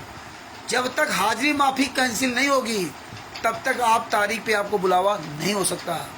तो लिखित में तब उनकी हाजिरी माफ़ी कैंसिल की गई और कैंसिल करने के बाद फिर भी चंडीगढ़ हाई कोर्ट ने संत रामपाल जी महाराज को ये छूट दी कि आप रोहतक कोर्ट आपका दूर पड़ता है, तो आप हिसार कोर्ट में वीडियो कॉन्फ्रेंसिंग के द्वारा आप अपनी तारीख लीजिए। अब आपकी तारीख चालू हो गई, वीडियो कॉन्फ्रेंसिंग के द्वारा अपनी तारीख लीजिए। तब ये काम किया था। लेकिन इन गुंडों ने 2010 में राष्ट्रीय सेवा समिति काले कमांडो ये सब पूरी अपनी सेना तैयारी कर ली थी, क्योंकि इनके बड़े बड़े जो सलाहकार हैं उनसे सब सलाह लेकर के सब काम करते रहे कि भैया खूब गुंडई करो करौथा में, गुंडई करो तो कोर्ट अपने आप इनको जो ना, और ये सब मिल करके वहाँ की सरकार और जो आर्य समाजी, ये जो स्वयं आर्य समाजी थे, ये मिल करके कांड पे कांड करते रहे। 2013 वाले कांड में उसमें भी 2-3 लोग मरे थे, कई लोग घायल हुए थे, 3 लोगों की मौत हुई। वो केस नहीं हुआ संत रामपाल जी महाराज का, लेकिन 2006 में जो एक की मौत हुई वो संत रामपाल जी महाराज केस लगा दिया। ये देखिए विडम्बना। और 2013 वाला केस नहीं लगा, ये आप समझिए, क्योंकि पुलिस प्रशासन वहाँ थी। और वो 2013 वाले केस में जब 3 मर गए, 3 या उससे ज़्यादा थे या कम होंगे, और 120 या उससे ज़्यादा घायल हो गए, और ये जब चंडीगढ़ हाई कोर्ट को पता चला तो उसने फिर ये जब तक जमानत इनके संत रामपाल जी महाराज की जो हाजिरी माफ़ी कैंसिल की थी। और ये गुंडे जानते थे कि इसी तरह इनकी हाजिरी माफ़ी कैंसिल होगी, तो इन्होंने 2010 से काले कमांडो की तैयारी शुरू कर दी। फर्जी राष्ट्रीय सेवा समिति दिखा कर काले कमांडो की तैयारी कर दी। तो 14/7/2014 को, पहले जो 5/11/2014, 14/7/2014 को पहली तारीख पड़ी थी, 14/7/2014 को पहली तारीख पड़ी थी, और ये उसी पहली तारीख का इंतजार कर रहे थे और कोर्ट की अवमानना करवा दी। चंडीगढ़ हाई कोर्ट के आदेश का इन्होंने उल्लंघन करवा दिया, क्योंकि चंडीगढ़ हाई कोर्ट होता भैया।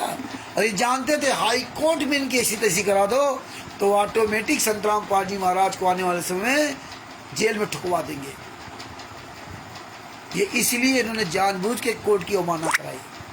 तब चंडीगढ़ हाई कोर्ट ने संत रामपाल जी महाराज को तलब किया था कि आपने के काले कमांडो और आपके काले कमांडो ने जो नीचता की रोहतक कोर्ट में और हिसार कोर्ट में, और देखिए रोहतक कोर्ट में कोई मामला ही नहीं था, हिसार कोर्ट में वीडियो कॉन्फ्रेंस के द्वारा तारीख लेनी थी और इन गुंडों ने हिसार कोर्ट और रोहतक कोर्ट को दोनों को हाईजैक कर लिया। हजारों काले कमांडो उतार दिए, हम लोगों को, लाखों लोगों को वहां आसपास उतार दिया और हम लोग किसी को नहीं बताया। बताइए, जब ये गुंडे ये कांड नहीं करते तो 2006 का कांड ही नहीं था, 2014 का तो कांड था ही नहीं, लेकिन फिर भी ये संगत मूर्ख इनके पीछे लगी हुई है। तो जो जागेगा सो पाएगा, जो सोएगा सो खोएगा। आप जितने लोग हो, अगर आप ये बातें ध्यान से सुनोगे, सुरक्षित रखोगे, तो आप बचोगे, वरना आप भी नहीं बचोगे। एक न एक दिन आप भी डिसबैलेंस हो ही जाओगे। इसलिए परमेश्वर ने कहा था इस ज्ञान को हमेशा रिपीट करते रहना चाहिए, ये पुस्तक को हमेशा पढ़ते रहना चाहिए। आप ये चीज़ें जो बता रहे हैं इनको रिपीट करते रहना चाहिए। हमें तो याद होता जा रहा है, मेरे गुरु जी जैसे मुझे शिक्षा दे जा रहा याद हो जा रहा है, इसलिए मुझे ये लोग देख रहे हैं। ये मेरा सामना कभी जिंदगी में नहीं कर सकते, अन्य भी सब देख रहे हैं। इसी तरह अगर आप लोग बोलना शुरू कर दोगे तो आप कभी ये सामना कभी जिंदगी में कर ही नहीं सकते। ये मुर्दे हैं, सारे लोग मुर्दे मर गए। ऐसे तो आप सोचो तो राधा स्वामी पंथ के लगभग 27-28 करोड़ शिष्य हैं। राधा स्वामी पंथ की जो जमीन है ना, कहते हैं रेलवे के बाद दूसरा नंबर है, मतलब सबसे ज़्यादा जमीन रेलवे के पास है। इसके बाद बताते राधा स्वामी पंथ के पास जमीन है। तो पंथ चाहे जितना बड़ा हो जाए, चाहे जितने बड़े शिष्य हो जाए इनमें, चाहे जितनी बड़ी जमीन हो जाए, इससे वो कोई सच्चे साबित नहीं हो सकते। ये राष्ट्रीय सेवा समिति गुंडे, आप सोचो कि मर जाएंगे तो मरेंगे नहीं, ये रहेंगे इस धरती पर। पवन टक, संजय टक और मैंने ये 3 पंथ चालू हो गए, ये 3 पंथ रहेंगे इस धरती पर। ये हम नहीं जान सकते कि कल ये सारे लोग मर जाएंगे, लेकिन अन्य धर्म पंथों को देखते हुए लगता है ये सब रहेंगे, लेकिन बचेगा वही जो ये सारी सच्चाइयाँ जानेगा और जान करके अपने गुरु संत रामपाल जी महाराज के साथ खड़ा होगा, वही बचेगा। बात बाकी ये चकाचौंध में लोग फंसते रहेंगे, जैसे अन्य धर्मगुरु चकाचौंध में हैं, आज भी लोग फंस रहे हैं, फंसे हुए हैं। इतना संत रामपाल जी महाराज जब ज्ञान दिया तो जब ज्ञानी लोग जो तत्व दर्शन के शिष्य वो जब फंसे हुए हैं इन गुंडों के चक्कर में, तो अन्य धर्म गुरुओं की तो बातें छोड़ दीजिए। तो भगत भाइयों, इस तरह से इन गुंडों ने कोर्ट की अवमानना कराई, चंडीगढ़ हाई कोर्ट की अवमानना करा दी। और चंडीगढ़ हाई कोर्ट ने जब तलब किया तब संत रामपाल जी महाराज ने बताया भी ये काले कमांडो मेरे नहीं थे, मुझे बंधक बना रखा था। ये सब कुछ सुनने के बाद भी ये संगत को क्या हो गया, क्योंकि जो गुरु वचन पे डट गए कट गए फंद 84 के, जो गुरु वचन पे डट गए कट गए फंद 84 के। फंद 84 उसी कटेंगे जो गुरु के वचन पे चलेगा, गुरु के आदेश पे नहीं चलेगा। हाँ, गुरु के उस आदेश पे चलेगा जो उसके गुरु के जो वचन से मेल खाता हो। इसलिए भगत भाइयों, परमात्मा ने सत्संग का प्रमाण दिखाया और हम संत रामपाल जी महाराज के आशीर्वाद से हम यानी कि रामचंद्र दास, शशभूषण जी तथा हमारे जितने भी संत रामपाल जी महाराज के आंदोलनकारी भाई बहन हों, सभी संत रामपाल जी महाराज के आशीर्वाद से आंखों देखा सत्य का डंका पूरी दुनिया में बचा रहे हैं। और ये बड़ा सोच की बात है कि छोटी सी बच्ची ज्योति दासी की बेटी अभी पूरी दुनिया के सामने कितने प्यार से, कितनी मासूम भाषा से समझा रही है। 2 पुस्तकें दिखाती है, एक तरफ जीने की राह, एक तरफ ज्ञान अमृत सेवन का बताती। देखो इसमें गंदी गंदी भाषा लिखी है। ये पुस्तक पढ़ाओ, ये गुरु जी की है ना, अलग से स्पेशल दिखा रही है। आप लोगों को भी शर्म आनी चाहिए जो बोल नहीं रहे हो। आप लोग भी उस बच्ची से सीख लो, उसके अंदर ये दर्द पैदा हो सकता है, लेकिन तुम बूढ़े हो गए हो, जवान हो गए हो, फिर भी तुम्हारे अंदर दर्द क्यों नहीं पैदा होगा।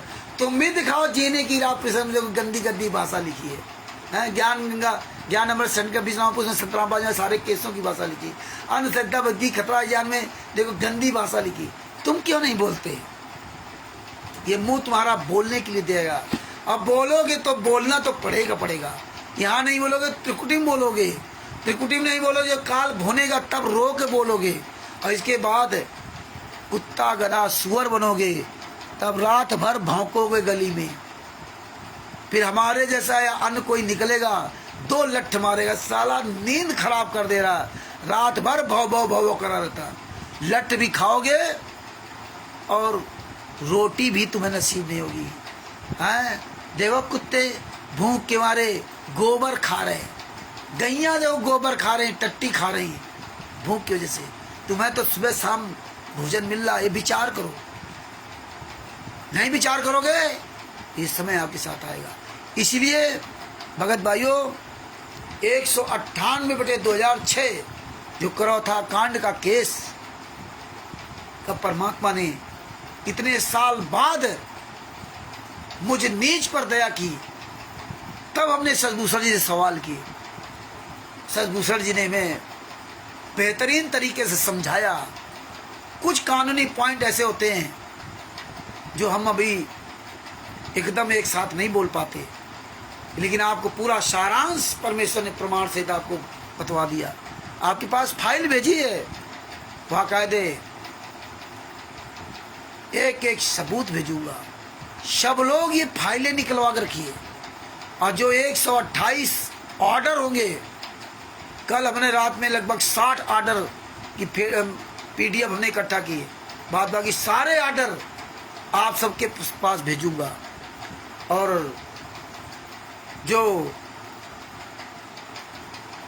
फरुखाबाद से जो भाई बहन हैं, अजय दास जी, अरविंद जी और शोभरन दास जी, बिंदु दास जी आदि जितने मेरे भाई बहन हैं, सबसे मैं हाथ जोड़ के रिक्वेस्ट करूंगा कि जो जो हम आपको बता रहे हैं कि इनकी फाइल फोटो खिंचवा के इनकी फाइल बना के रखना। तो आप ये ना सोचो कि बार बार हम आपको आदेश दें, बार बार हम आपको कहें।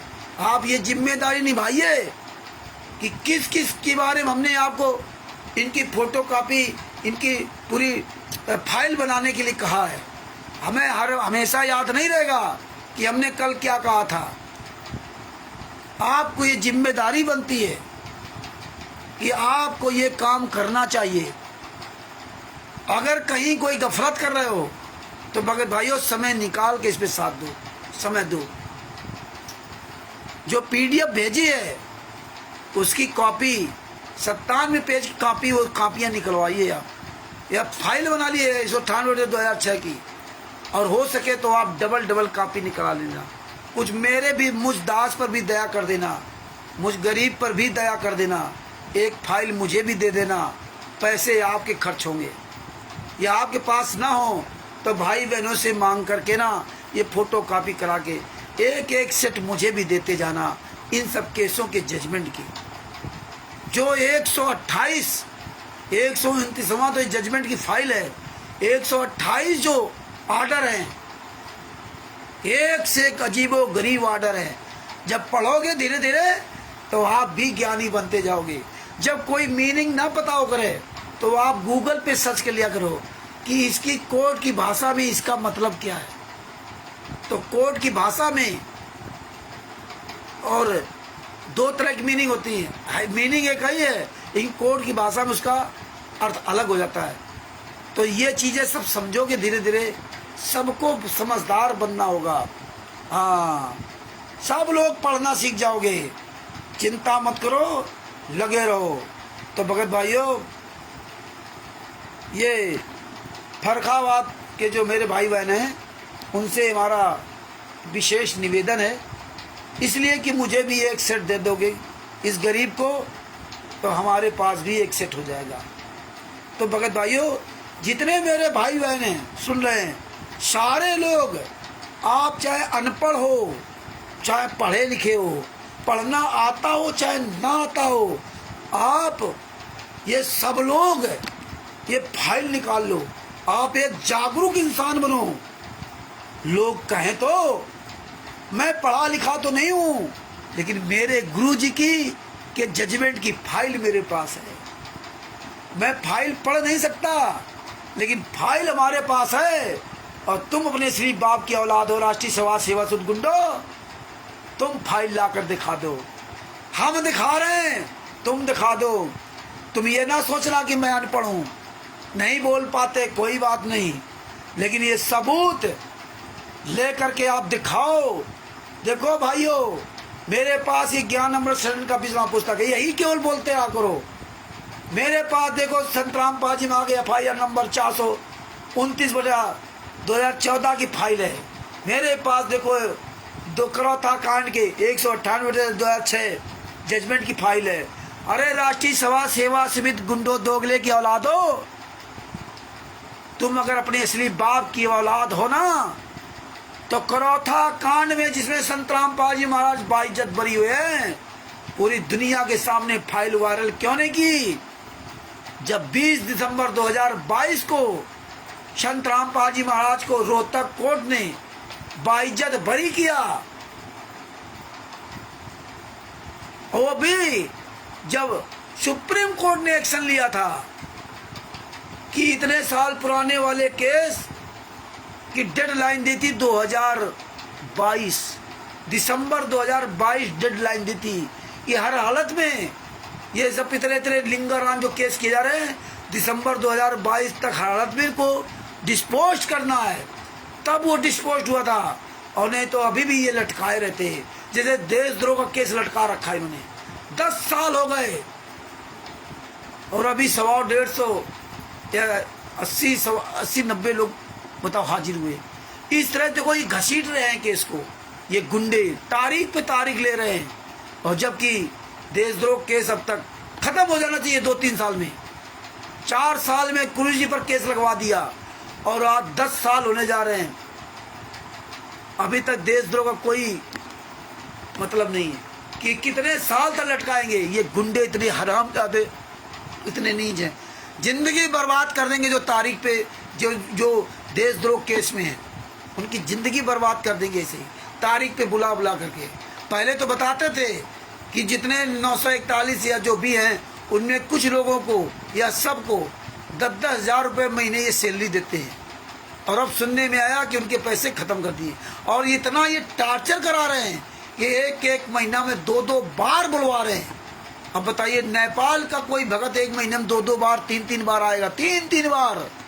कोई महाराष्ट्र से अगर 3-3 बार तारीख पे आएगा तो जिंदगी बर्बाद करे दे रहे लोग। मध्य प्रदेश, छत्तीसगढ़, हिमाचल प्रदेश, उत्तराखंड, बताइए बिहार, कलकत्ता से, मतलब उनके जीवन को इन्होंने नरक बना दिया। सैकड़ों लोगों के फोन मेरे पास आते थे कि भगत जी मेरी जिंदगी बर्बाद कर दी, मैं रोज के कमाने खाने वाला आदमी, मैं कैसे अपना परिवार चलाऊं, क्या करूं, कैसे तारीख पे जाऊं। अरे हम तो केवल इतनी ही दूर जाते थे और वो बेचारे 10 साल थे। आप सोचिए उनकी जगह क्या है। अरे संत रामपाल जी महाराज के अपने आप को शिष्य कहते हो, कुछ तो शर्म करो, कुछ तो रहम करो उन भाई बहनों पर। इन गुंडों के खिलाफ आवाज उठाओ। राष्ट्रीय समाज सेवा समिति को, इनको हराम जादों को जूतों से मारो। आप सब हम लोग एकजुट हो जाए, सारे आश्रमों को आग के हवाले करो। ये जितने भी शत्रुओं का आश्रम बने, जिस दिन आप सब लोग सारी संगत चालोगे ना, उस दिन मेरे गुरुजी जेल से बाहर आ जाएंगे। और जितने 941 भगत बेचारे जो इन गुंडों के चुंगल फंस करके आज वो कष्ट पे कष्ट भोग रहे हैं, आप सब लोग जागरूक हो जाओ, आप सब लोग एकजुट हो जाओ। ये जितने राष्ट्रीय समाज सेवा समिति गुंडे शत्रुओं का संचालक कोऑर्डिनेटर, हम आप हजारों लाखों लोग मिल करके इन हराम जादों को जूतों से मार मार करके इनके सालों के आश्रमों को आग लगा दो। इन कमीनों को पूरी दुनिया के सामने को खाक कर दो। ये कुछ भी तुम्हारा नहीं कर सकते, क्योंकि टोटल इनका फर्जी है। जिस दिन तुम सब एक हो जाओगे, एकजुट हो, उस दिन सरकार से कोई लेने देने नहीं, क्योंकि सारा फर्जी वाला इन्होंने कर रखा है। इनकी औकात नहीं कहीं नजर आ जाए। जहां मिल जाए पुस्तक बेचने वाले, इन हराम जादों को जूतों से मारो, लाठियों से मारो। हमें कानून का ही उल्लंघन करना पड़ेगा। जब कानून गलत काम कर रहा है तो हमें क्या करना चाहिए? ये तो गुंडे हैं, ये कहीं भी नहीं जाएंगे। जूतों से मारो, लाठियों से मारो, मार डालो साले हरामजादों को, इनको कूट कूट के साले ये दूसरे की जिंदगी बर्बाद कर रहे हैं। एक जिंदा गुरु को लाश बना दिया और फोटो की पूजा करें। ये पुस्तक बेचने वालों को, ऑडिटरों को, नामदान संचालकों को, ये विष्णु साहू, जितने स्टेट कोऑर्डिनेटर, जितने नामदान संचालक, जितने भी आश्रम संचालक जहां भी मिल जाएं, आप सब एकजुट होकर इनको हराम जातों की गाड़ी से फूंक दो, जिंदा जला दो इन हराम जातों को। ये सालों राक्षसों को यहाँ जीने का कोई अधिकार नहीं है। रावण को राम ने मारा था, और राम कौन थे? कबीर साहब। तो ये रावण से ज्यादा नीच हैं। हिरण्याकश्यप को किसने मारा? कबीर साहब ने पेट फाड़ा था। तो तुम सब हम लोग किस बात का इंतजार कर रहे हो? इन हराम जादों को बोटी बोटी काट डालो, कमीनों को। ये कोर्ट में नहीं जा सकते, कोर्ट में भी ये साबित नहीं कर सकते कि ये असली हो कोई नकली हो। इसीलिए भगत भाइयों, एक एक पॉइंट समझिए। राष्ट्रीय समाज सेवा समिति गुंडो, कॉरिडोर, नामदान संचालकों, स्टेट का साले मेरी वीडियो तो तुम सुनते ना? हराम दादे साले, मैं तुझे से बात कर रहा हूँ। राष्ट्रीय समाज सेवक गुंडा महेंद्र गुड़ा, राम कुमार लगा, राजकपूर, राजेंद्र, पुरुषोत्तम सैनी, और ये जो विष्णु साहू, 3 पत्नियों के पति, कुत्ते की औलाद, नरेश दीपक पंजाब के, ये जितने भी हराम जाते, ये देशराज, सतलोक आश्रम सामलिक गुंडा, साले कुत्ते की औलाद, और ये राजस्थान की अन्नू दासी और प्रकाश माली। अरे तुझ हराम जादी के कीड़े पड़ेंगे, कीड़े, कुत्ते की मौत मरेगी। फर्जी नाम दीक्षा दे रहे ना, हाँ, बोटी बोटी काटी जाएगी तुम कमीनों के, याद रखने ना, जितने भी हो। ये सुन लो, ये संगत जिस दिन ये मूड घूम गया ना इसका, उस दिन तुम हराम जादों को चेहरा छिपाने की नहीं मिलेगी, क्योंकि तुम्हारी पहचान पूरी दुनिया में हो गई है। तुम कहीं भाग के नहीं जा सकते हराम जादो। तुम नामदान संचालकों, क्वालिटरों, तुम्हारे रिश्ते नातेदार, तुम्हारे बच्चे, तुम्हारी पत्नी ही तुम्हारे पर जूता चलाएगी। जिस दिन ये सारे भगत समाज जाग गया, उल्टा घूम गया, पत्नी भी कहेगी कि हराम जादा में चोरी, बेईमानी, ठगी करके ये लाता था।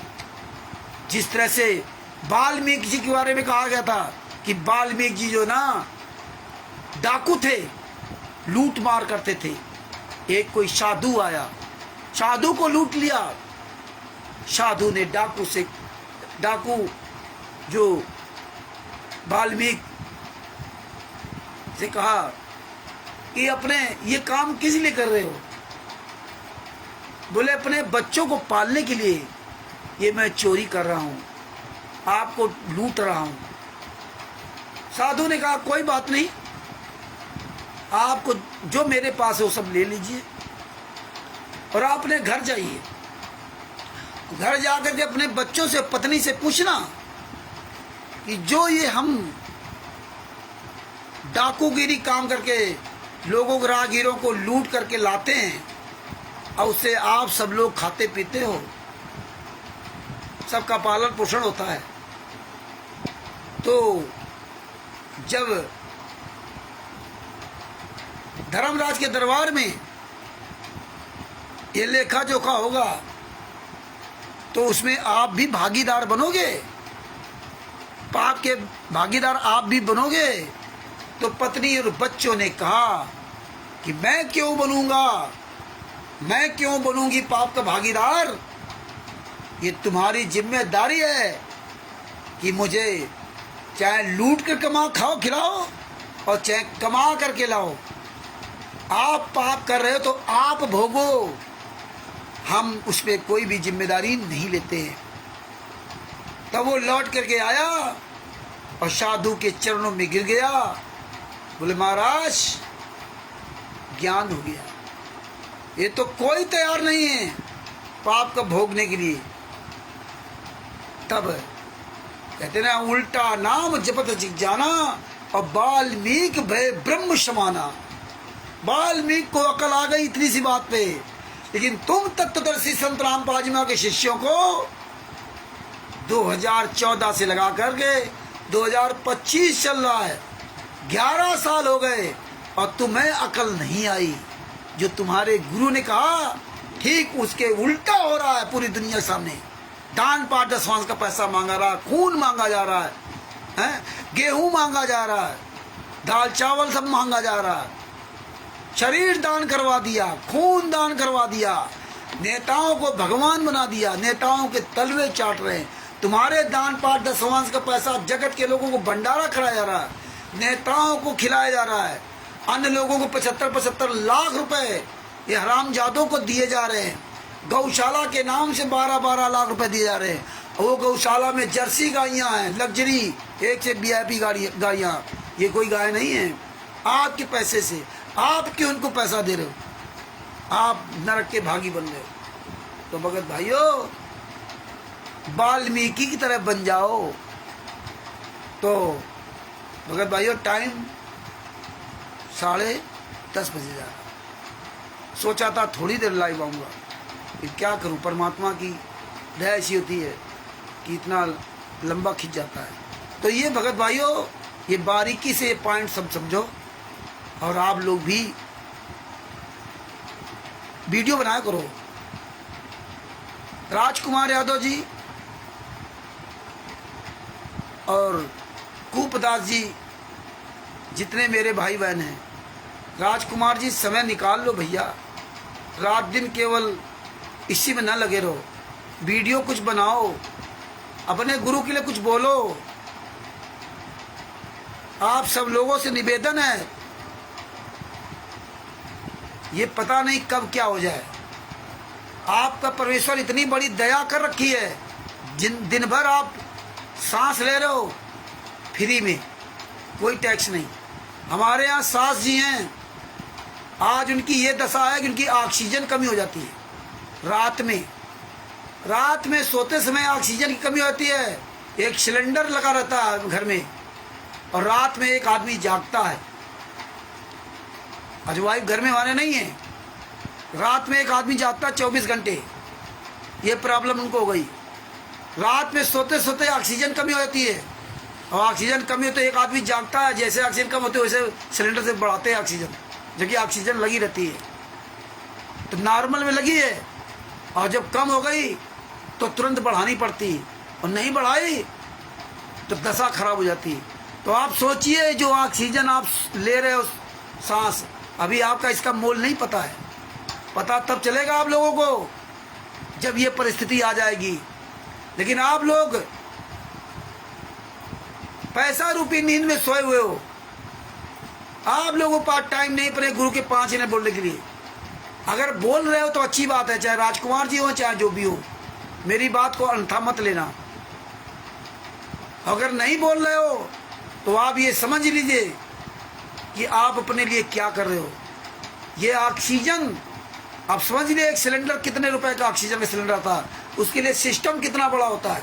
उसके लिए रात भर एक आदमी को जागना होगा। ये कल तुम्हारे साथ समस्या हो गई तो तुम्हारी जिंदगी नरक बन जाएगी। लेकिन तुम नहीं सोच रहे हो। जितने भी लोग यहाँ हैं, रोज कंटिन्यूटी बोल नहीं रहे हैं। आप लोग लाइव आओ। वैसे तो यूट्यूब पर वीडियो डालते हो, लाइव भी तो आइए। आप लोग लाइव भी आए, पूरी दुनिया से जुड़िए। आपने यूट्यूब पर वीडियो बना डाल दिया, काम खत्म हो गया। लेकिन लाइव तो नहीं आ रहे हो ना। लाइव भी आओ, कम से कम आधा घंटा, 10 मिनट, 15, 20 मिनट लाइव आओ। उस समय लोग तुम्हें पूरी दुनिया देखे। लेकिन आप लोग नहीं समझ में आ रहा है। मत समझो, पछताओगे बहुत बुरा। जो आप ऐसे बैठे हिल डुल रहे हो ना, ये आपको फ्री में चीजें मिल रही, जो फ्लेक्सिबल बना रखा। आपको इसकी कीमत नहीं पता। कानपुर में 2015 में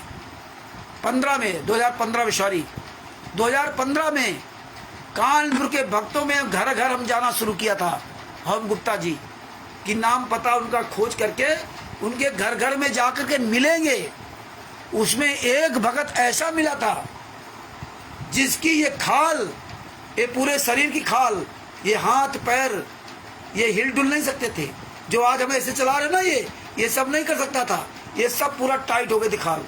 ये वो ऐसे झुक नहीं सकता था, ऐसे झुक नहीं सकता था, आगे झुक नहीं सकता था, पीछे झुक नहीं सकता था, हाथ नहीं हिला सकता था। कैसे हिला ले, ऐसे सीधे थे, सीधे हाथ, सीधा शरीर, सीधे रहना है। ये खाल सब एकदम उसकी टाइट थी। संतराम पाजी महाराज से नाम दीक्षा भी लिया था, लेकिन कोई फर्क नहीं पड़ा। ये लोगों से उनके साथ गए।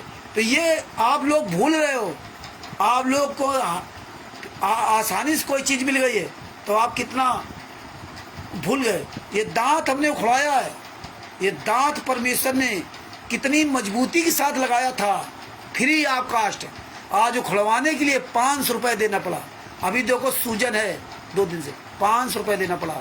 और जब इसमें इंजेक्शन लगाया गया एनेस्थीसिया का, वो सुन्न करने का, तब पता चला कि ये भाग कितना भारी है। और ऐसे जिनके फालिश मार जाती है, जिनका अंग भंग हो जाता है, सुन्न हो जाता है, अभी हाथ उठाने में आपको कितनी तकलीफ होगी। हाथ नहीं उठेगा आपका, लोगों जिसके हाथ नहीं उठेगा। ये आप अरबों खरबों रुपए की दवा जो दया परमात्मा ने कर रखी है, आप सब लोग बेहोश हो। आप सब लोग उसमें, कुछ लोग फॉर्मेलिटी अदा करते हैं कि हम 5 मिनट आना तो 5 मिनट वीडियो बना लिया, बस काम खत्म। कि भगत भाइयों सोच लो, बहुत पछताओगे। फिर क्या पछताओगा जब चिड़िया चुग गई खेत। हाँ, आप स्वस्थ हो।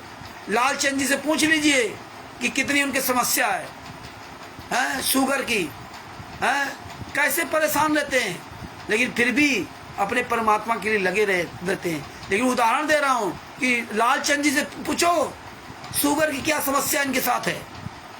तुम तो स्वस्थ हो, लेकिन स्वस्थ हो इसीलिए तुम नहीं बोल रहे हो। जब बीमार होगे तब बोलना शुरू करोगे, तब फिर क्या पछतावा होगा जब चिड़िया चुग गई खेत। स्वस्थ सुंदर शरीर परमात्मा ने दिया और तुम्हारी हिम्मत नहीं पड़ रही कि अपने गुरु के लिए रोज आधा घंटा 1 घंटा समय देकर बोलें। हैं?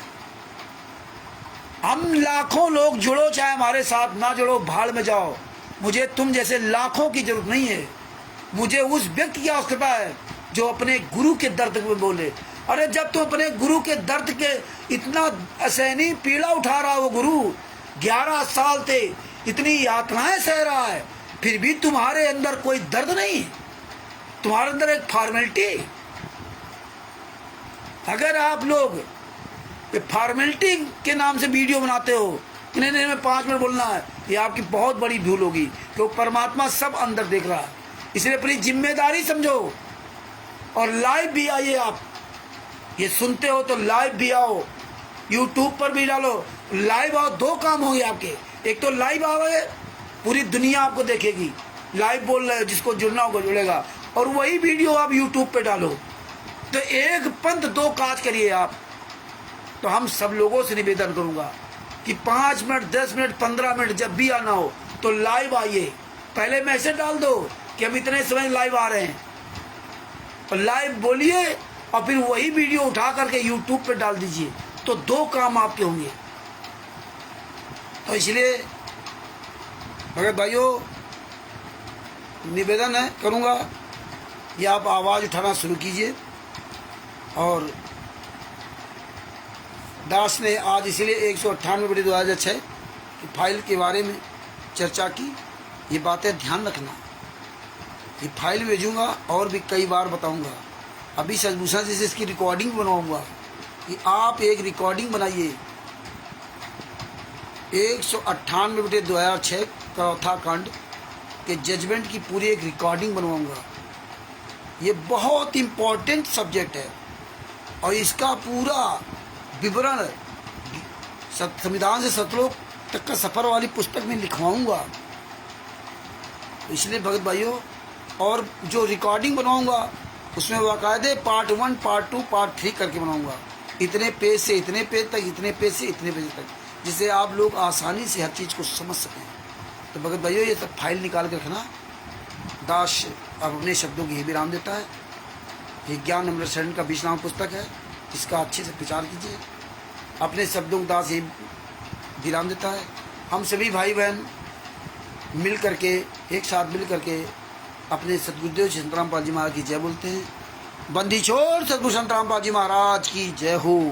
परमात्मा की सभी प्यारी आत्माओं को कानपुर से रामचंद्र दास को साहिब। दास का मोबाइल नंबर 9140626268। इस वीडियो को अधिक से अधिक शेयर करें।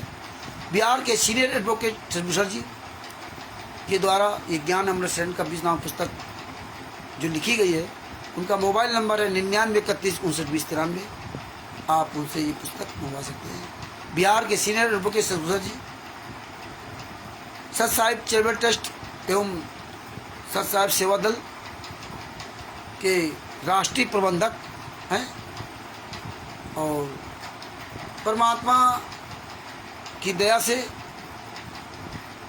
जो राष्ट्रीय प्रबंधक जी हैं सत साहिब चैरिटेबल ट्रस्ट के सतभूषण जी, एडवोकेट भी, सीनियर एडवोकेट भी, उन्होंने दास के अंदर जो भी अच्छाई बुराई देखी हो, उस आधार से उन्होंने मुझे राष्ट्रीय प्रवक्ता का पदभार दिया है। पदभार, भार मतलब जिम्मेदारी। ये राज कपूर, राजेंद्र, पुरुषोत्तम सैनी, राम कुमार ढाका जैसे प्रवक्ता नहीं, ये जो मुझे जिम्मेदारी दी है, तो हम अपने सदगुरुदेव संत रामपाल जी महाराज से हमेशा यही निवेदन करूंगा, हे बंदी छोड़, मुझ नीच पर इतनी दया बनाए रखना कि राष्ट्रीय प्रवक्ता का जो पद है, इसकी गरिमा बनाए रखने के लिए ये दास ये सच से कभी विचलित ना हो, ये परमेश्वर मुझ पे दया रख रहे हैं। और हमेशा ये आपकी तरह ये सच की आवाज़ उठाता रहे, अपने भाई बहनों को जगाने का काम करता रहे, कुत्ते वाला काम करता रहे। कि अपने गुरु से प्रार्थना करूंगा कि राष्ट्रीय प्रवक्ता का पद तो किसी को आप दे दो, लेकिन पद की गरिमा क्या होती है? ये पद वो पद नहीं है कि आप सोचो कि जो नेताओं को पद दिया जाता है, मंत्रियों को पद दिया जाता है। ये केवल जो संस्था है, सत साहिब चैरिटेबल ट्रस्ट है, वो ट्रस्ट में प्रदेश अध्यक्ष भी बनाए जाते हैं, जिला अध्यक्ष भी, उपाध्यक्ष भी। तो ये केवल उस संस्था में काम करने के लिए पद दिए, क्योंकि हम यहाँ कानूनी प्रक्रिया के आधार पे हम चलेंगे। इसलिए बाकी ये पद वो नहीं है कि हम पद पा करके मतलब जो है बौरा जाए, वो पद नहीं है। ये तो मजबूरी है कि यहाँ हमें दिखाना पड़ता है कि हम इस ट्रस्ट के हमारी ये संस्था है, हमारा ये है।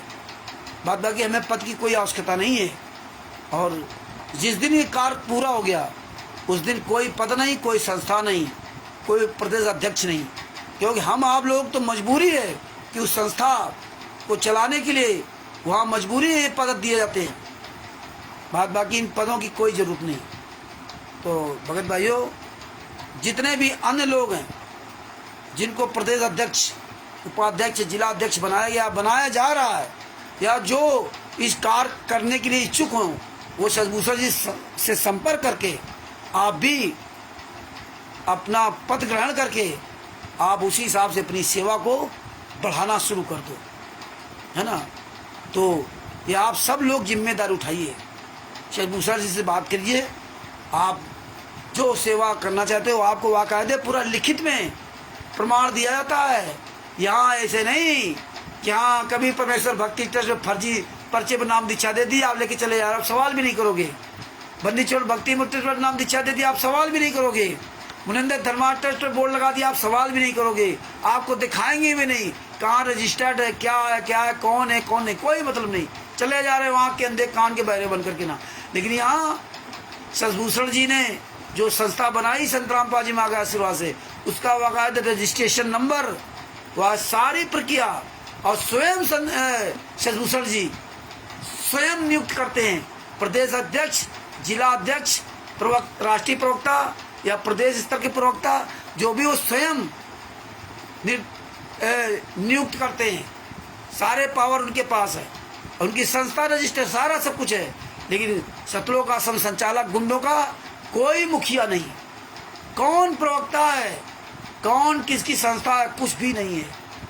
तो इसलिए परमेश्वर ने की दया से आप सब लोग अपनी अपनी जिम्मेदारी निभाएं और जिम्मेदारी उठाने के लिए आगे आएं।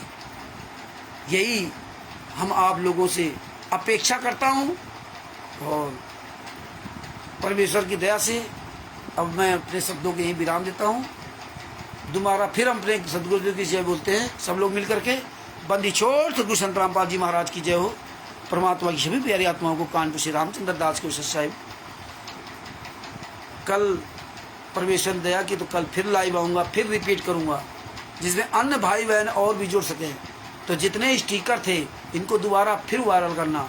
हम आना था तो केवल थोड़ी देर के लिए, 10, 15, 20 मिनट के लिए, लेकिन क्या करूँ, परमात्मा जो चाहते हैं वो बजा दिया। इतना टाइम हो गया, जबकि मुझे इससे थोड़ा प्रॉब्लम भी थी। तो भगत भाइयों, अब दूसरा मोबाइल हो तो हम दूसरा वो 97 पेज का या जितने वो हम आपको पढ़ के भी सुना सकते हैं, लेकिन मजबूरी हमारे पास है कि दूसरा मोबाइल नहीं है। दूसरा मोबाइल हो या मेरे पास फोटो कापी होती तो आपको सब पढ़ करके सुनाते जाते हैं। तो काफ़ी चीज़ें तो आप खुद समझते जाओगे। सत साहेब, बंदी छोड़ सदगुरु संत रामपाल जी महाराज की जय। और इस वीडियो को अधिक से शेयर करें। सत साहेब।